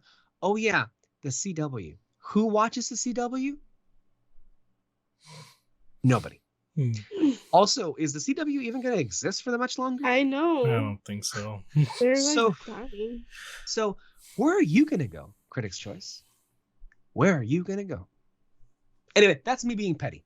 So I just not at all to do with this, but I'm happy for them, and I hope they get somebody good to host, because last year's host was.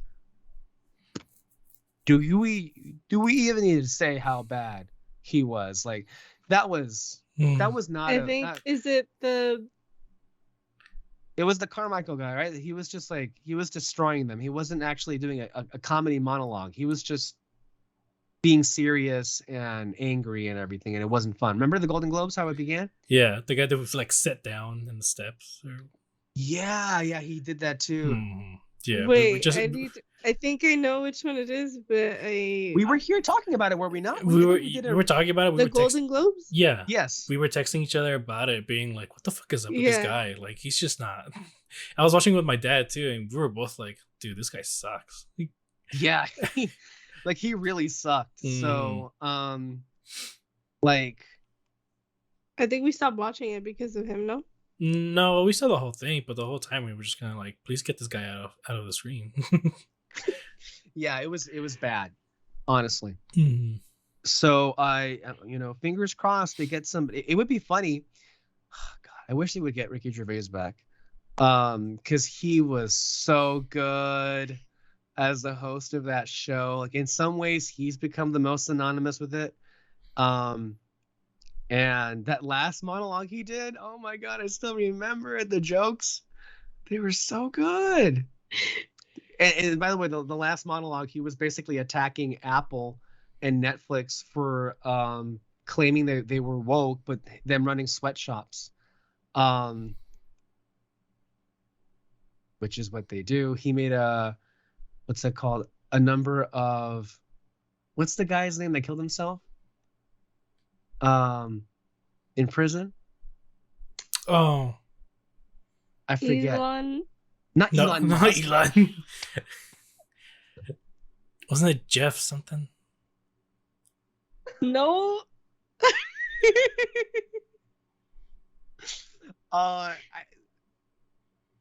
Oh God, the guy that palled around with Hollywood.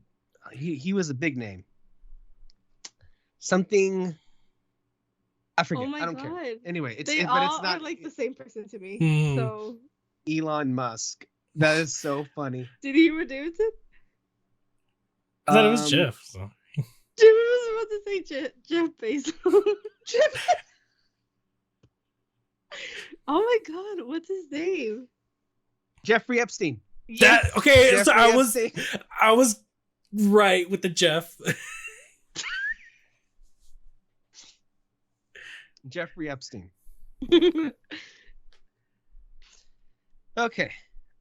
So did you find? Okay, yeah. So it's not just going to be on CBS. It'll also apparently, now they didn't go into detail. I assume it's also going to be either it's going to be available or it'll also stream live to Paramount Plus. So they got a deal for both CBS and Paramount Plus.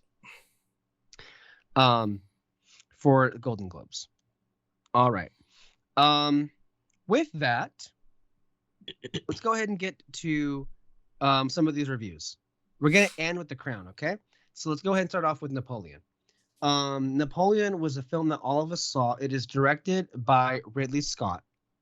It stars Joaquin Phoenix and Vanessa Kirby. And the letterbox description: he came from nothing, he conquered everything. A personal look at the French military leader's origins and swift, ruthless climb to emperor, viewed through the prism of Napoleon's addictive, volatile relationship with his wife and one true love, Josephine. There are a couple of things to say about this movie. Ridley Scott has this, well, he has a couple of reputations. For one, more often than not, his director's cut versions are usually superior than the theatrical versions. That would be in the case of Blade Runner and Kingdom of Heaven, where those director's cuts were seen as far superior than the theatrical versions. And we should also mention that there is a 4-hour version of this movie coming to Apple TV Plus.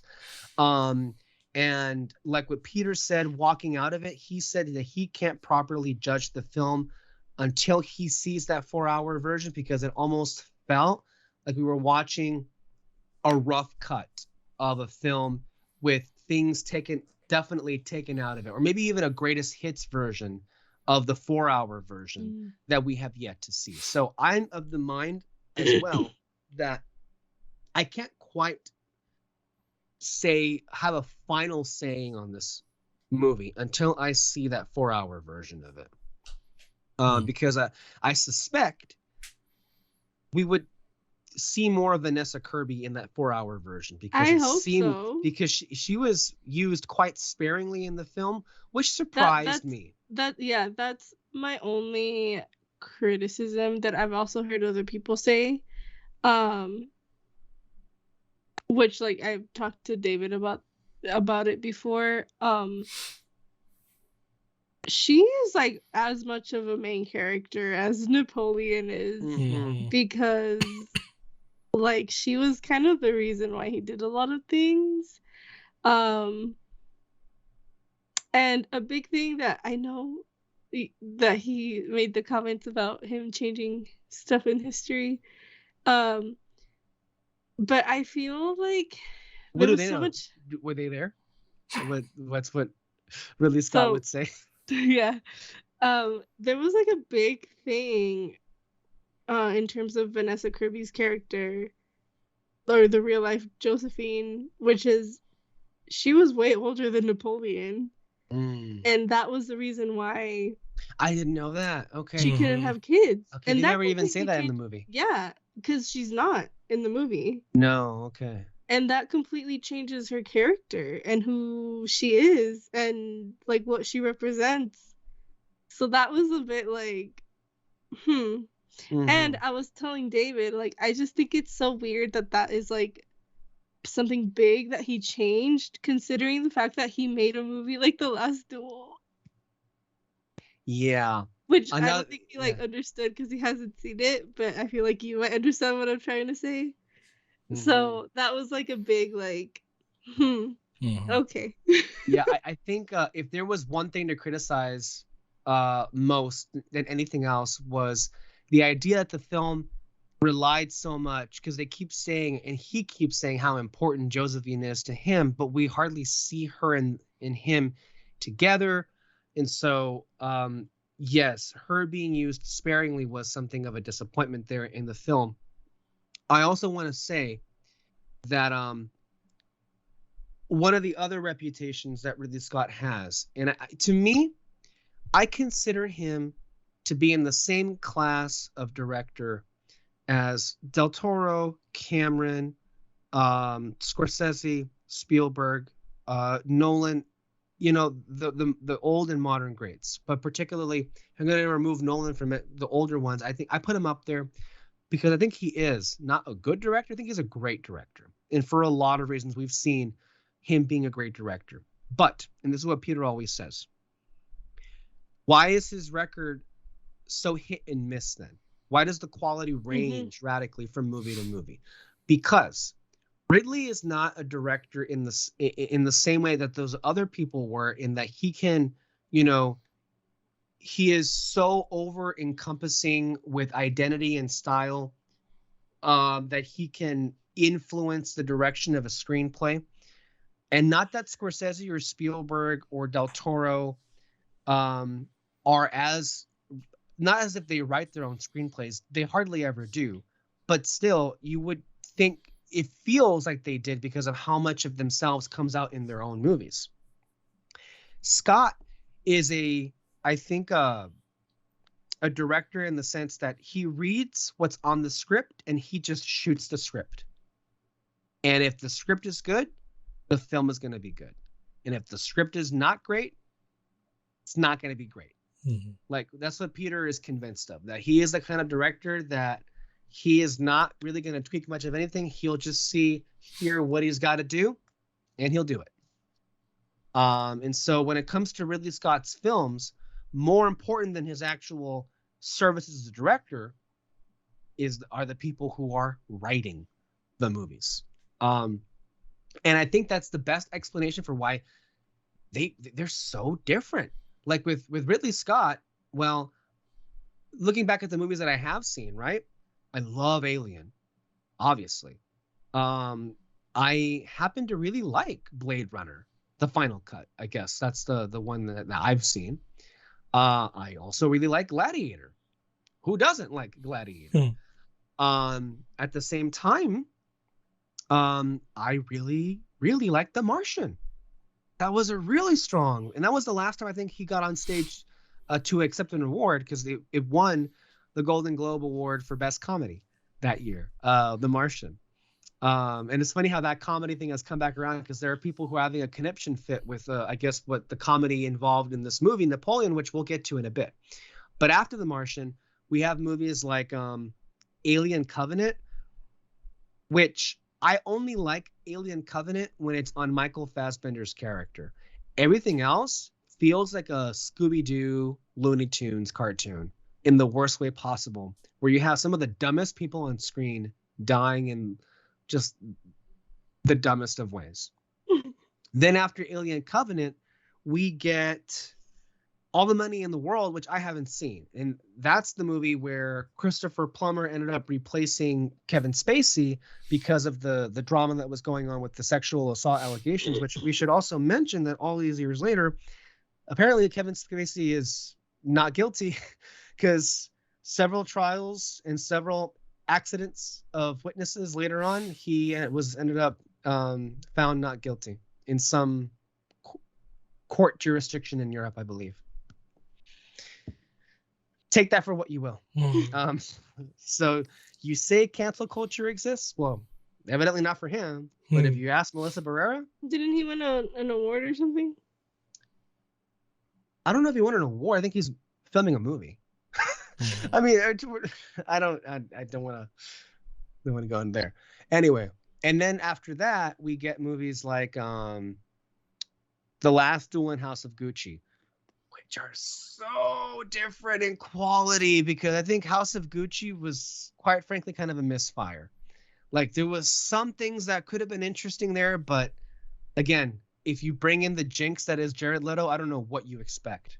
So seriously. Did you see that he climbed the building? Yeah.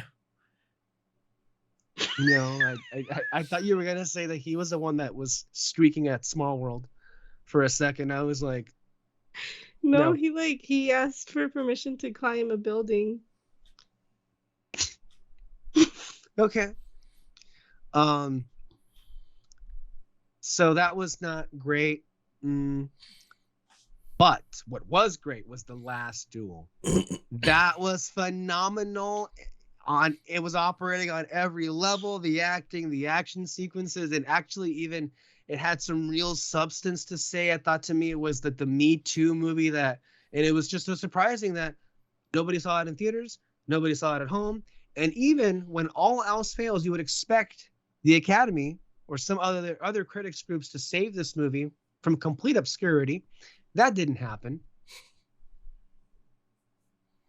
So, and now we have Napoleon. And having said all of that, I gotta say, I really liked this movie.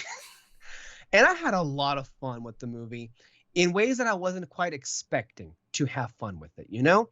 And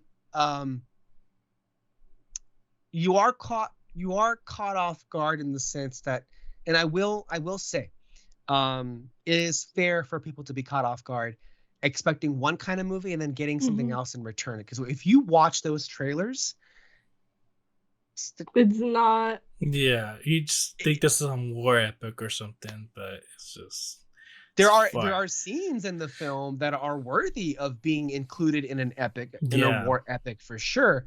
But the whole tone of the film is going for something I would argue is a little bit more interesting in this way. I mean, I feel like it's the same with The Last Duel, where I feel like you are expecting one movie and then it just completely is not like what you think it is. Yeah. So I like that, you know, he used the same type of method, I guess, to do this one. No, I agree with you there. You know, it's interesting because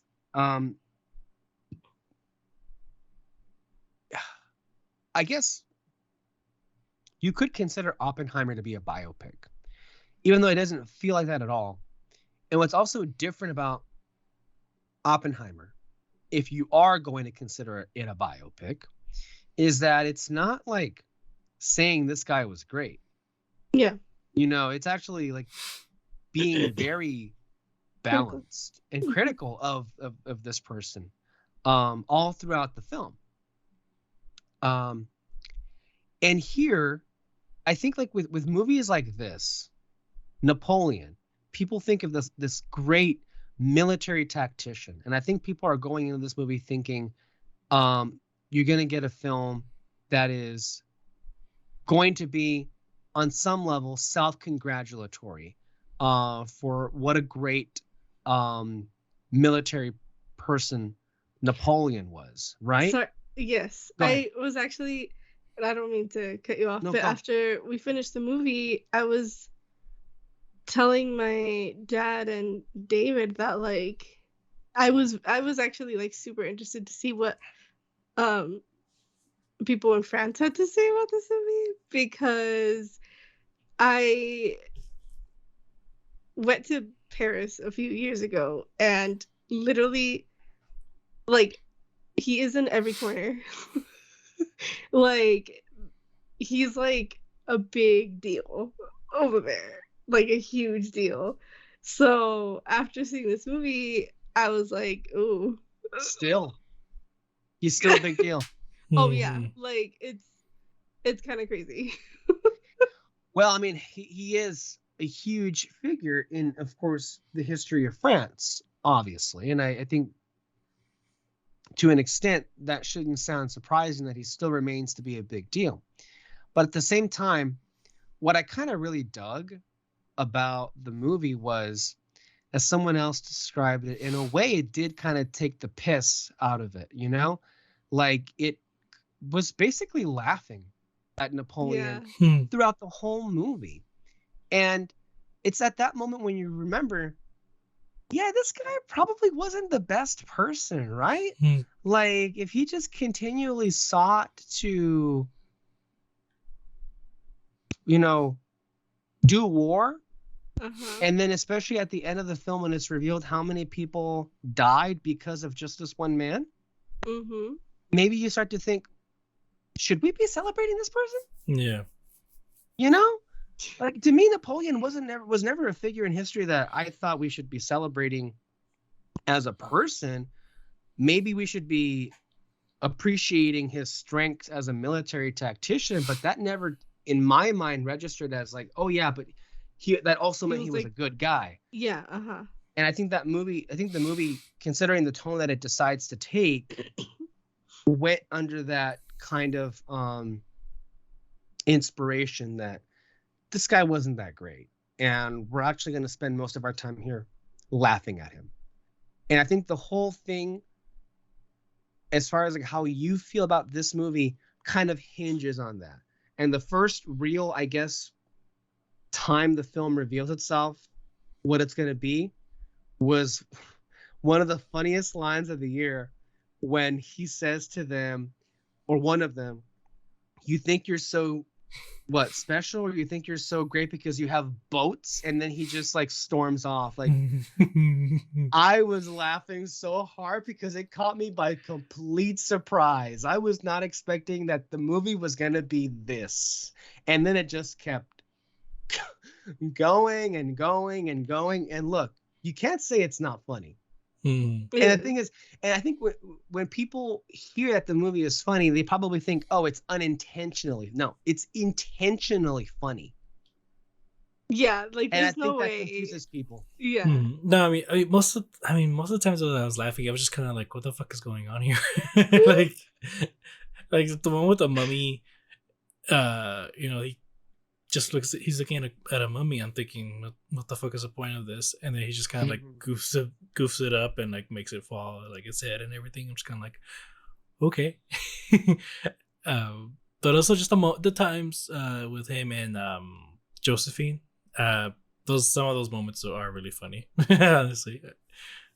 So yeah, I mean, but the movie itself, I thought it was fine. And that's why I also am like, because I mean, somebody made a review on the app. I forgot the name of the app, but they TikTok? said no. Letterboxd. Okay. And it said something like, it's so funny that what's the actor's name? Joaquin Phoenix. That he's made a career out of playing like mentally unstable characters with mommy issues. And that's why, like, it's also just, I still find it just so weird that he didn't portray Josephine the way that she should have been portrayed. Because that also would have been, like, something funny to play off of as well. That she's, like, an older person. You know? I don't know. It would have worked. Yeah. Yeah. You know, I think overall the action sequences are great. There's no denying that. I like the movie. I don't know how much I care about it though. You know, if it's on again, and I will watch the 4-hour version just for curiosity's sake. But at the same time, it's like, you know, solid. I enjoyed my time. Yeah. I don't know how much I care though. And then of course after that I watched Saltburn and I just forgot about Napoleon completely. So no, yeah, like I said, it was just like okay for me. But like I have zero complaints about it really. So it was an okay time. I really did enjoy the battles and all that. I did like Joaquin Phoenix performance. Like he mentioned, like he just kind of kills it on the comedy parts of it. But yeah. Yeah, I'm the same. I actually fell asleep during the movie. Yeah. I was also very tired. Well, that will happen. You know? When you're just that tired. Okay. Next we have Wish. Yeesh. David, you saw this movie. Yep. This was directed by Chris Buck and Fawn Veershethorn, and this is Be Careful What You Wish For. Hold on. Can take this out and read this.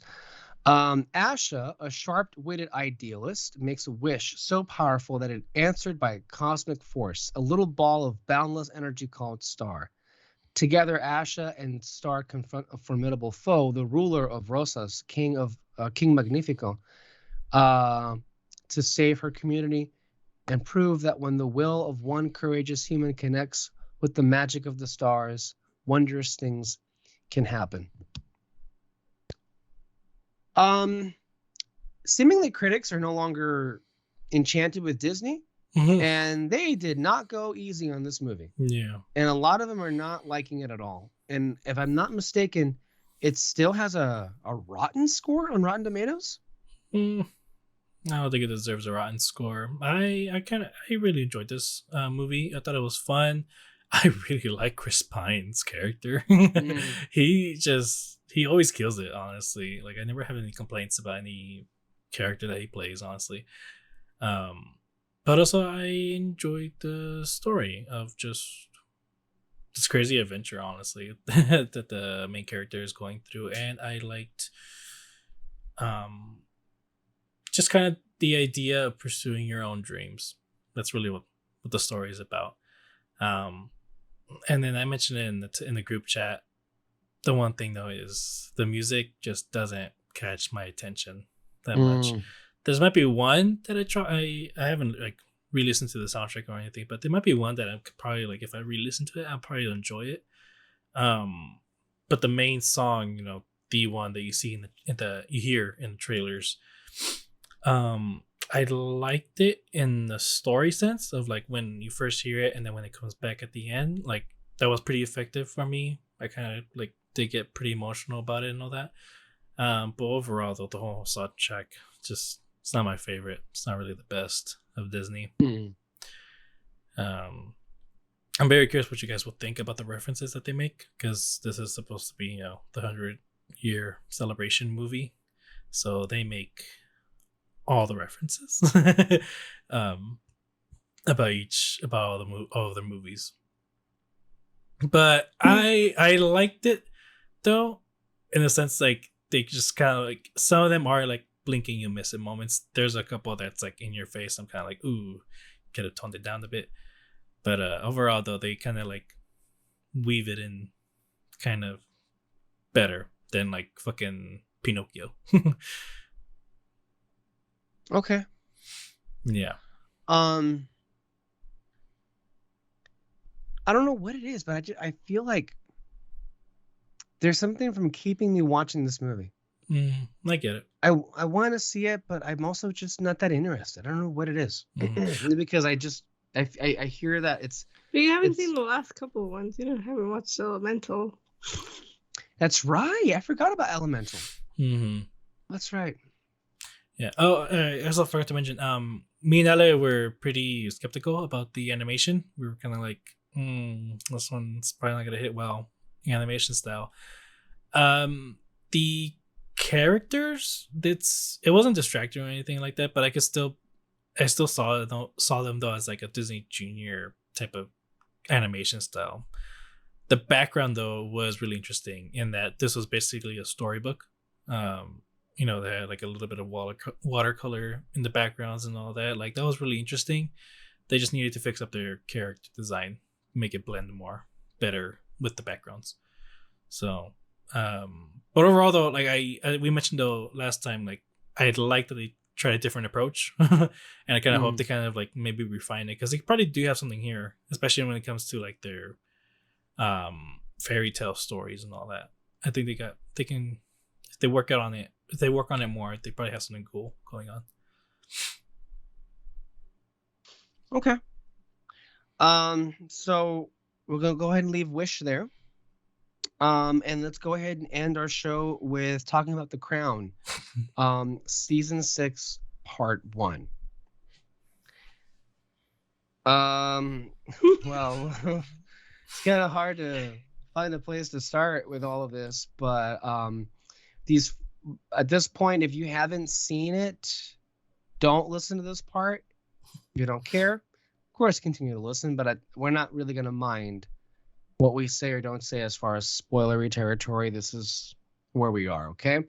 These 4 episodes are almost entirely consumed with the final 8 weeks of Princess Diana's life. And as The Crown does, right? For certain sections of these episodes, I felt sick watching it. Kind of nauseated in terms of like what was going on and where you just saw where things were going. And it just is,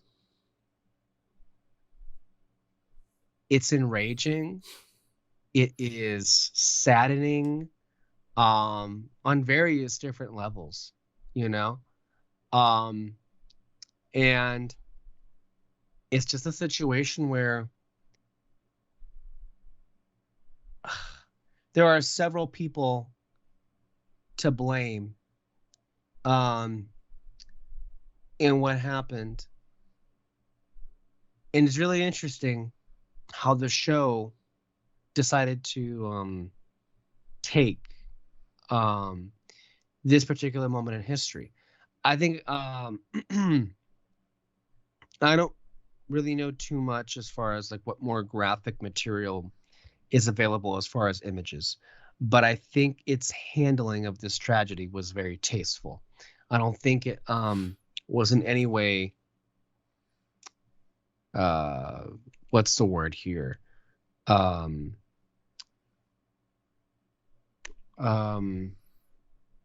They didn't show more than they needed to. Yeah, they weren't like writing on it, basically, you know what it is, and they're not going to linger on or even show what are just corpses at that point. So if we have a lot of the initial observations I think are just continuations from what we said in season 5, and that these actors are just great. Elizabeth Debicki, insane. It's just such an insanely lifelike performance. Like it's like it really is though. Mm-hmm. Like you feel like it's her. Mm-hmm. And then you also have here in a big way Muhammad, and I forget it's Dodie and then his father. I forgot the dad's name. Yeah. They were all. I mean, Prince Charles is a big part of this season. I mean, he's obviously a very main character in the show. I was really taken with his performance last year in season 5, but even more so here. I was like, whoa, you're really doing it for me here. With a lot of the moments that he's given.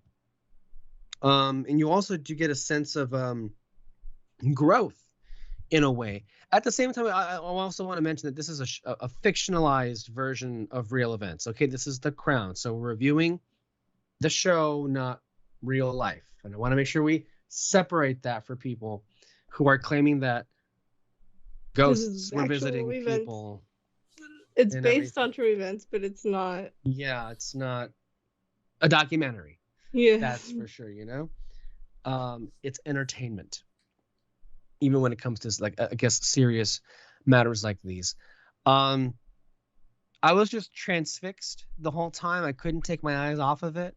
It was almost in a way dreadful, especially episodes 2 and 3, because you knew where it was going. Like, there are certain conversations that are had. I got a really, like, chilling feeling the last time that Diana sees her boys in person, and then also Charles, and getting the, like, and that's where I texted, like, is this the last time that they speak to each other? And as far as Charles is concerned, yeah. And then and that was also the last time she would see her sons. Not that, and then she also, but I think she did attempt and also succeeded in communicating with them through the phone when that was an option. But I'm glad she did, because the whole thing was just unfortunate. The whole thing of going to Paris, and even the whole thing being concocted by Dodie's dad, which, God, was just so gross. The way the paparazzi acted was that whole episode of them running around everywhere, like, gave me so much anxiety. Like, I would literally look at, because I watched it through my phone, and I was just like, you guys need to move, like, get out the way. And they didn't. They ultimately didn't. It was just doing what The Crown does best, and ultimately making you feel the moments. Like when they hold hands together right before the crash happens. And even that whole episode after, and seeing the reactions throughout all of the characters here on the show. Even Dodie's father, who in many ways is responsible for what happened, but him seeing just how emotional he reacted to all of it. You got the feeling throughout a lot of the series, a lot of the seasons, that he didn't really love his son. And I guess he did when it, mattered the least, when he was no longer here. And you saw how emotional he got through that.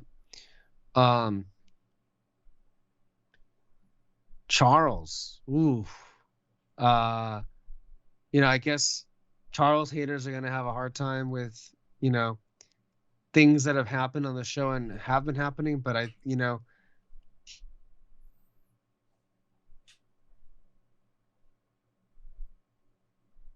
shit, the Queen, like, he's come a long way. Can you repeat the last part? You guys cut off. Huh? You guys got cut off. Can you just repeat, like, the last thing you said? Mm-hmm. Oh no, I was just saying that even Charles, he's just come a long way, as a character, and you see that throughout the season. It was just honestly kind of hard to review, because it almost felt like a long movie than it did like the beginning part of the last season. Yeah, because it was just so continuous, like one thing after the other. But it made me very emotional for sure. That whole last episode, seeing Charles having to tell them, the kids, what happened, seeing him react several times when, the news comes through them, and then when he goes to see her in the morgue, it was just really sad watching the whole thing. But doing as the Crown does best, it's also put this needlessly for them. I don't know. It always has to be some big drama over the littlest of things. Even in that last episode after her death, the idea that the head of the Crown were very resistant for a public memorial for Princess Diana, and just the complete tone deafness of it was unbelievable to see, but also perfectly believable because we know who they are. But it's just, from another aspect, you think to all the different versions of Elizabeth we've seen throughout the show, and seeing who she ultimately became, and how closed off she is from reality, to not see the things coming for them, as far as the public outcry and how they were seen to not care for what had happened, and not in initially denying a public outcry of sorts. I don't know. I could talk forever and ever and ever, but I was just transfixed by these episodes. Alexis? Yeah. They all did such a good job. The only thing I am kind of thinking is because obviously, there are the theories that the Crown is the one that orchestrated everything and things like that. I wish that they would have played more on those theories, because people take this for what it is and take it as face value type of thing, and we don't know what actually happened, but if it's not what happened in here, I feel so bad for the dad. You know what I mean? So I kind of wish that they would have made more of an effort to kind of be this could have happened, but then this could have happened, and they kind of did do things having Diana and Dodie and having those conversations in the last episode with them, that they've never really done that in any of the episodes, where it's always been just this could have happened, but it's reality to them, whereas here it's more I don't want to say magical, but you know what I mean, they're not actually there. So I think that they could have played more on it, just because I think that this is what everybody was waiting for. I just kind of wish that they would have taken the risk to do something like that. But it's still, you how you said, you can't stop watching it, because it's this feeling of no, but they could move, or they could miss it this time, you know what I mean? So yeah, and the last episode with the Queen's lines are always so good. The first one that I can think of, what did she say? I texted you about it, but I don't think I mentioned it. But it was in the first episode, and it was the first time that the Queen came out. And then in the last one, where Charles's dad tells him, and this is coming from the one who calls her the most paid. That was a cheap shot, man. But that was a cheap shot. It's so good. I'm so excited to see the rest, but I'm so sad that it's ending. I know. I wonder what's gonna happen. I guess there's something of a time jump because there's other actors playing William and Harry. So I don't know how much more of a time jump it would be. Kate might come out. I don't know. That. I'm like super interested to see what we're gonna, like, what is it that we're gonna see? Right. But it's a great show. I guess like some people were complaining about the ghosts, but they weren't really ghosts. Yeah. Like people were actually, I can't believe people walked away thinking, how dare they bring back the ghosts of the dead and make them say things that they would never say. Because there are conversations that happen with the Queen and with Charles and with Dodie's dad, and it's like, but they're not really the ghosts. They're just imagined conversations. Yeah. How hard is that to grasp? Yeah, and then it's also like, it's not something that they would say. And this is all plays into like the show and these people and who they are and how they are and the way that they treat other people. You know, I feel, to me, they did these conversations so that they can clear their minds off of anything that might have caused this or any guilt around these two people. You know what I mean? Which, again, this is what they do. Like, they rid themselves of any guilt, anything bad, you know, because that's just who they think that they are. Yeah. But as you said, I'm really curious to see what happens in those last episodes. I believe there are 6 left, right? I thought it was like 4. Well, we only had 4 here, so it's going to be a full 10-episode season. Oh, okay. There should be 6 left. Okay, that makes me excited. Feel a little bit better. Yes. And it's not that far away, right? Like, it's only like 2 weeks from now? I think so. Yeah. So, in 2 weeks, the crown will be no more. Anyway. Then we can get rid of Netflix. Yes. Well, you can. David and I still got Stranger Things 5. Whenever that comes out. Because that's must-see television whenever that happens. Anyway, we're gonna go ahead and leave it there.